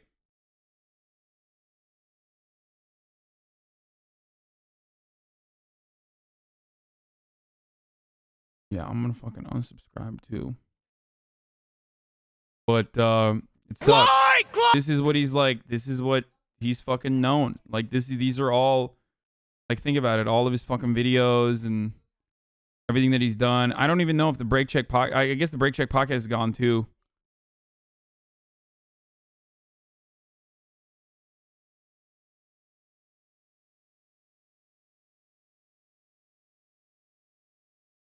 Does he have a non-compete? Like, could he do the same thing? I don't know. Okay? I am not communicating with Andrew on this information. Okay? I am operating on my own. You understand? It's on a different channel, your podcast app, but I don't know if the fucking... if that's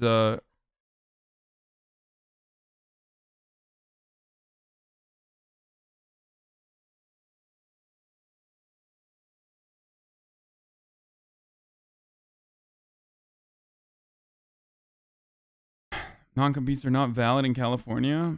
Yeah. So your episode with him is also gone? What do you mean? I don't know, maybe. But who cares? Listen, dude. Listen, guys. Yeah, Andrew's my boy. We will make plenty of content in the future. So there's other stuff that he's working on. Like, these aren't deleted, by the way. It's just that someone else owns it now. So like every single ad dollar that goes in, someone else, every single click now and all the revenue goes directly to a different company, and he sees none of it. But ultimately, it's just a big ass hit, but it doesn't really, it's not the worst because he's got a lot of good friends. He's, people will always have his back. You know what I mean? And also, he still has a lot of cool stuff that he's cooking up right now. So,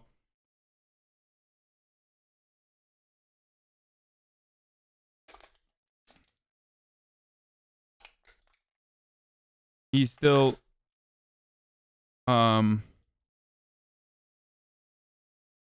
he's still doing all right. The podcast epi with you two is still up. Yeah, I don't know if the Break Check podcast is like taken away as well. That's what I'm saying. Because it was in the Break Check podcast was also within the RV, so maybe.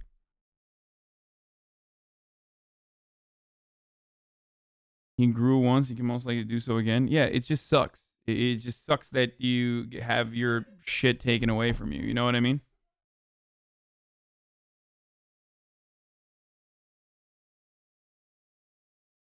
RP is not functional. RV is not functional anymore. Yeah, see? No, yeah, that's probably gone too. Yeah. Because, see, it goes back to the Patreon. So that's probably gone as well. And $4,000. Big Daddy Media gonna fuck you next? How the fuck is Big Daddy Media gonna fuck me? I literally purposely don't do brand deals, usually. I rarely ever do brand deals. I'm not signed to an organization. I have my own agents. I have an agency that I work with. They take 10% of everything, but that's pretty much it. People say brand risk, but that's really dumb. Like, At this point, you have to realize, guys, no, it's not. Corporations do not give a single fuck about brand risks if you are generating revenue for them, okay?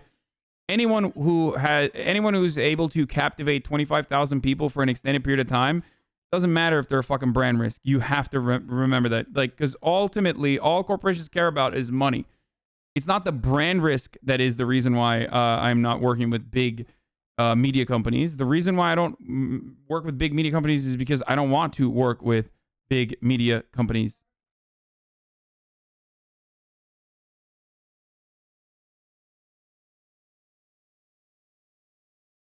Okay? I am beholden to one entity. You understand? And that is you. That's just it. It's you.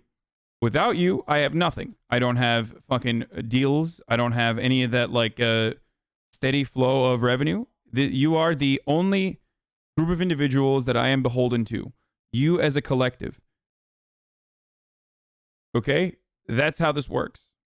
That's why you pay me 2 cents an hour for the amount of content I put out.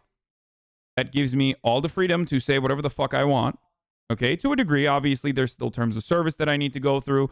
There's also, top of the hour, every hour, 60-second ad breaks that I need to do. For example, like the one I'm going to do right now. But you can avoid those by, again, giving me a $5 subscription or by subscribing with a Twitch Prime by connecting your Amazon Prime account or your mother's Amazon Prime account to your Twitch account. But ultimately, you are the bosses. That's how it fucking works. That's how I want it to work. It's a scary situation to be in. Ultimately, because sometimes you fucking don't want to be here and you leave, and then is there a reason why people don't promote Twitch Turbo? I don't know. I don't give a shit about Twitch Turbo. Chilling longer than the 6-second ad break. Anyway, here's the ad break now. We're gonna continue after this, or I'm gonna still continue. But if you want an ad-free experience, you need to subscribe. Even the part. Remember how Twitch partners didn't used to see ads? That only went for a month.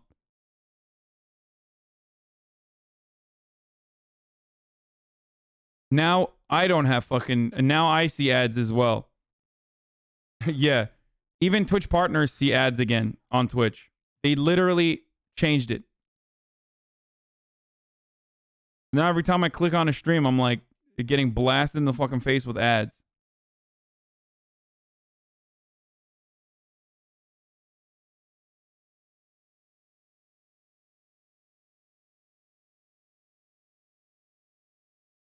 Dude, if you had Twitch Prime like 2 years ago, you didn't see ads regardless of what stream you're on? Oh shit, that's sick.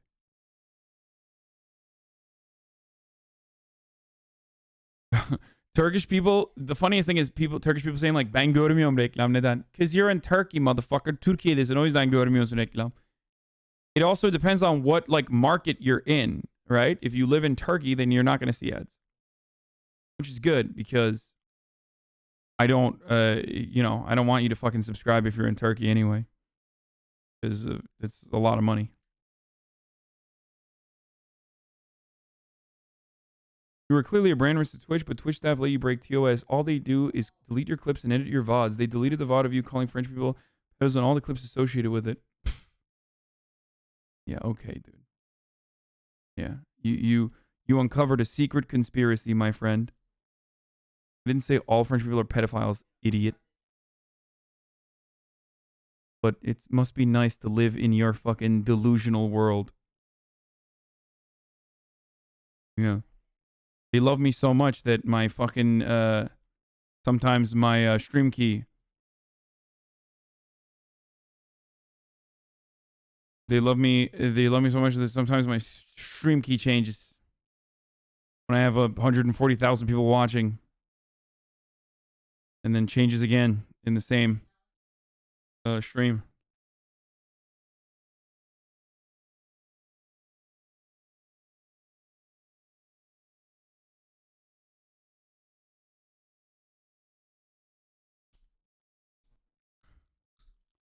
They're pushing Twitch as an ad platform really hard. Expect a larger ad inventory soon. I work in digital marketing. I know.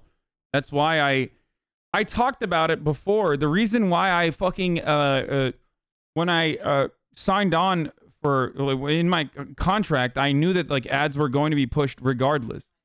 This is like an untapped, endless sea of revenue for Amazon to have like 12-hour broadcast to hundreds of thousands of people with no fucking ads. If streamers don't want to run them, there's no way they were gonna let that go.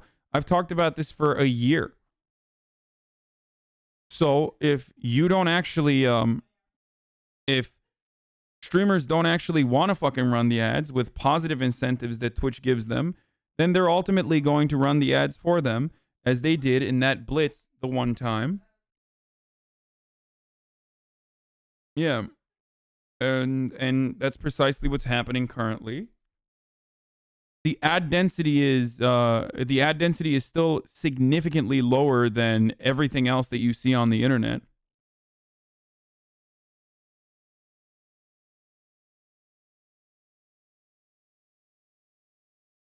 You just have an all gas contract. Obviously, some opted out of revenue. XQC, not the judge. Guys.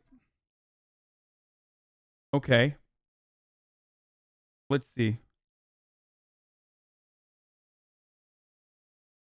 Oh shit. This is the first time I clicked on XQC stream and did not have an ad. What the fuck? Before, every time I clicked on XQC stream, there would be a fucking ad. I'm surprised. Okay, well I can't make that point anymore because it's a fucking oh, it's because I have the ad blocker on. Nice. Oh, fuck. God damn it.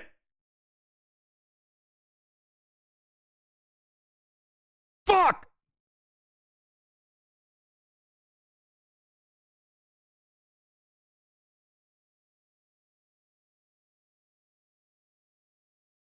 Okay, here.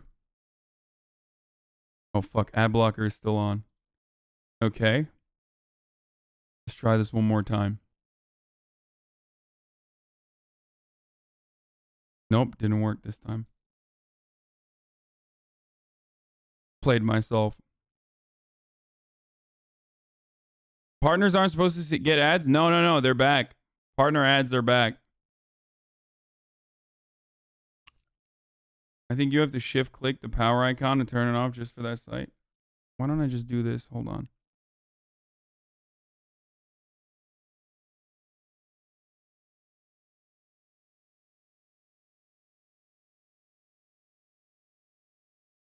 Tallulah, come on, the bus is about to Tallulah, come on, the bus is about to leave. Come on, lady. If you vape, you could be inhaling toxic metals into your lungs. To show how scary that is.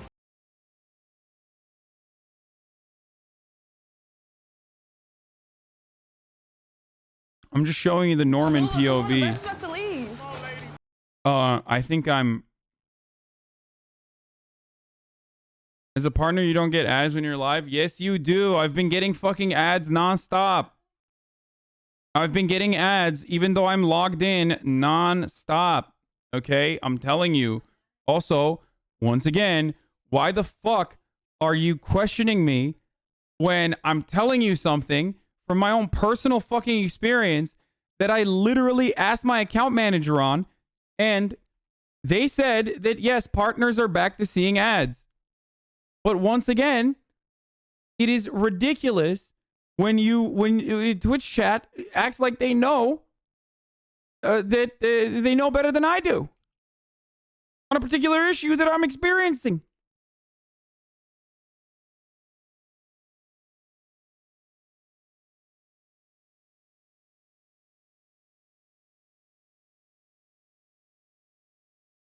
Bro score banned? Why the fuck did he get banned?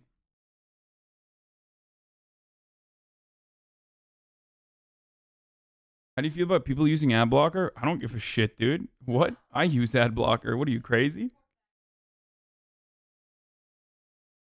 How were we supposed to know that? I mean, I am a streamer, and I am telling you my personal experience. Tyler one makes an appearance on Michaela's stream. I want to finish my food, then we'll play a game. Look who's here. Look who just shit. walked in. Come here. No, come here. Come here. Come here. Come here, baby. I want to finish my food. Oh. Good one, Clipper.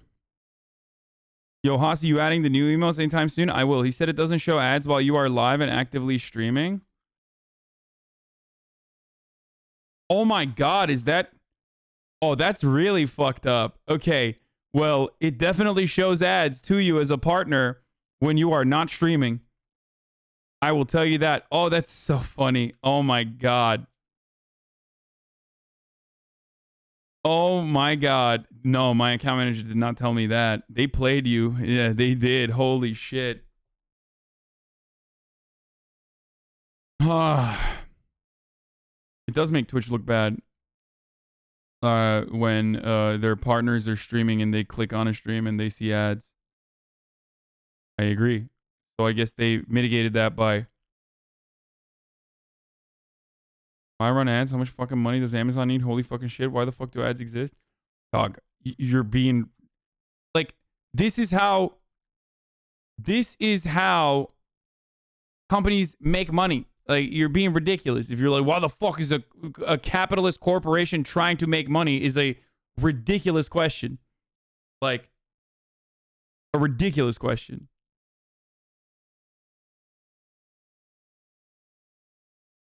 I don't even have I don't... Look. The problem is not having any control over it. Like, if I was able to have control over what my ad density is and how much I like, wait, let's check this again. Nope, literally, yeah, it's true. You don't get ads when you're fucking streaming.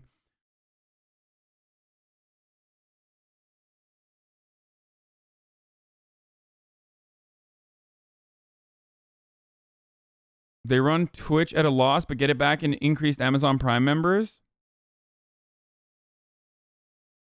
I know this is off topic, but Dino Singel is a legend. He just beat all the Souls games in a row. They won't give individual creators control because it be consistent for media buyers across. It has to be consistent for media buyers across the site. Yeah.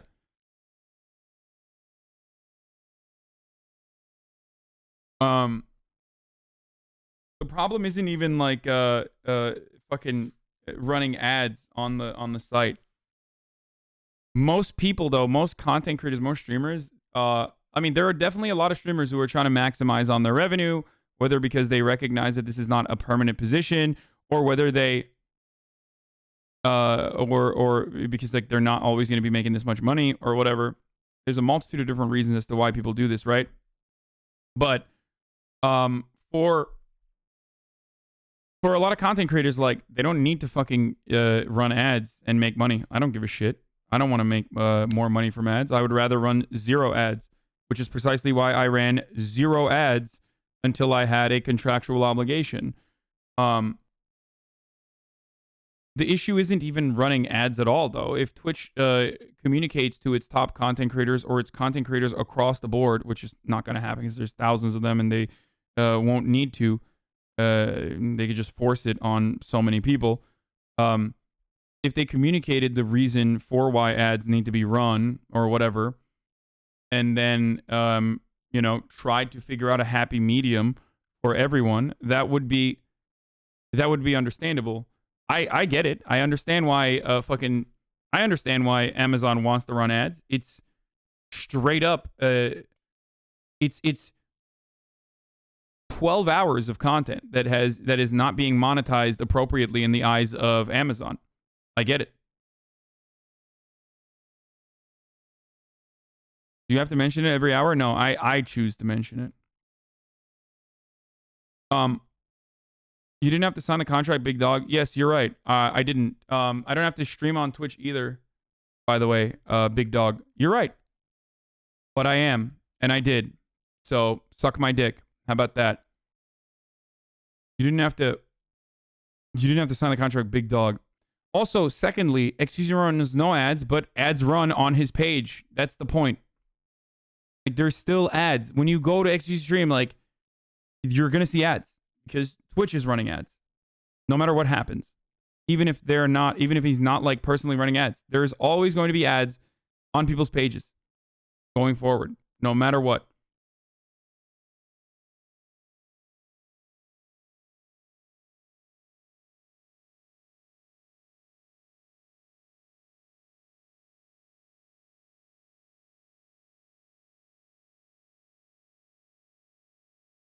Can you do 2 minutes of ads every 2 hours? I think it's better for non-subs, to be honest. No, I think it's too disruptive to run 2 minutes of ads.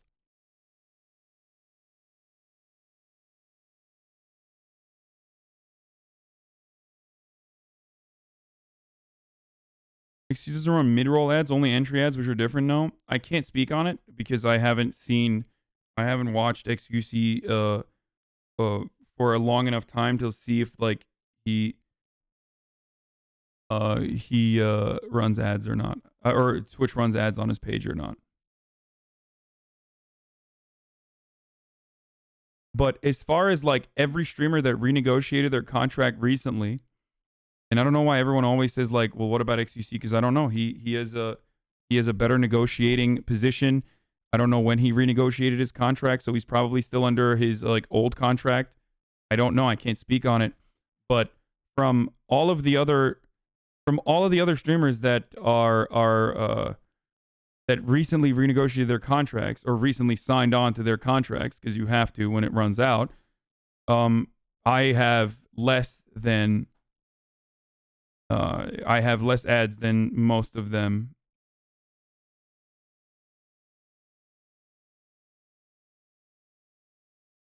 And yet people still say you're running the most ads. Do Twitch streamers need personal lawyers to negotiate contracts? Yes, and they do. A lot of Twitch streamers do.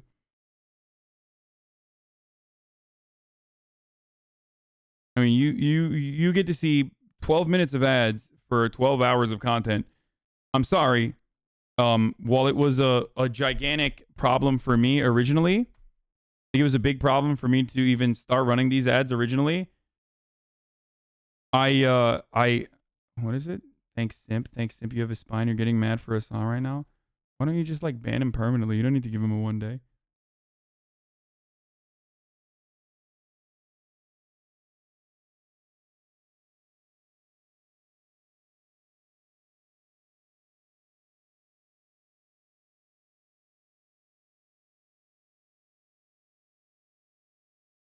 Yeah, network TV is 20 plus minutes of ads. 1 minute per hour is nothing. Exactly. On network TV, you see 12 minutes of ads in 1 hour of content. I run 12 minutes of ads in 12 hours of content. So,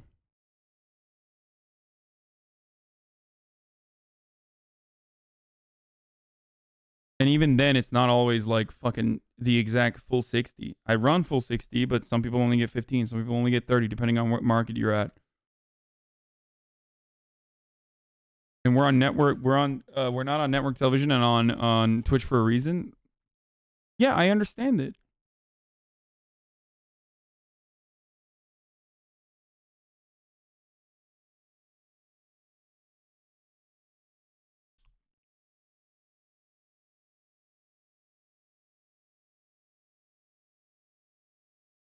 Why don't you play 1-2 when you get up to piss or get a drink and just don't say anything? I think people complain because you explain. Yes. Over communicating is absolutely a thing. And this is an instance where I'm over communicating. If I were to not over communicate and instead just fucking run the ads, then people would never, this would never be an issue. If I didn't have chat remind me when it's top of the hour to run the ads, this would not be an issue. The only reason why this is an issue is because I communicate to you clearly what's going on, what I've done, and what my fucking you justified yourself using fucking cable television. No, I think the ad density for 1 hour, 1 minute of ads per 1 hour of content is completely reasonable. At first, I was upset about it, but now that I run it, I'm like, it's fucking ridiculous that people complain about it. I straight up.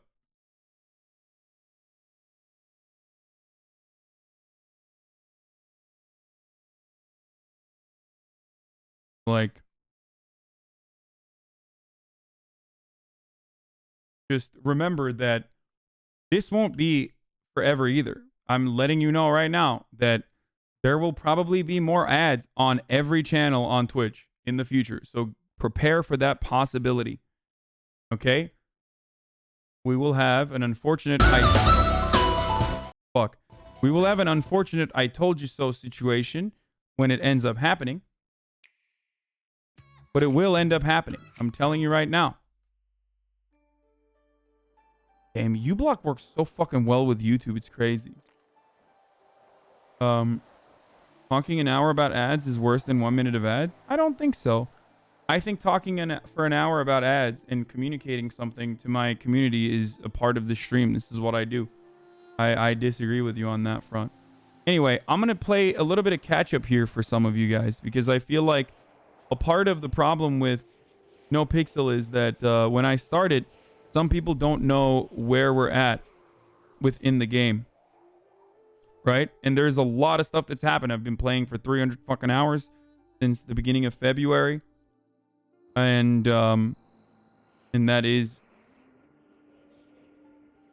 that's a part of the reason why people are confused and sometimes they leave. But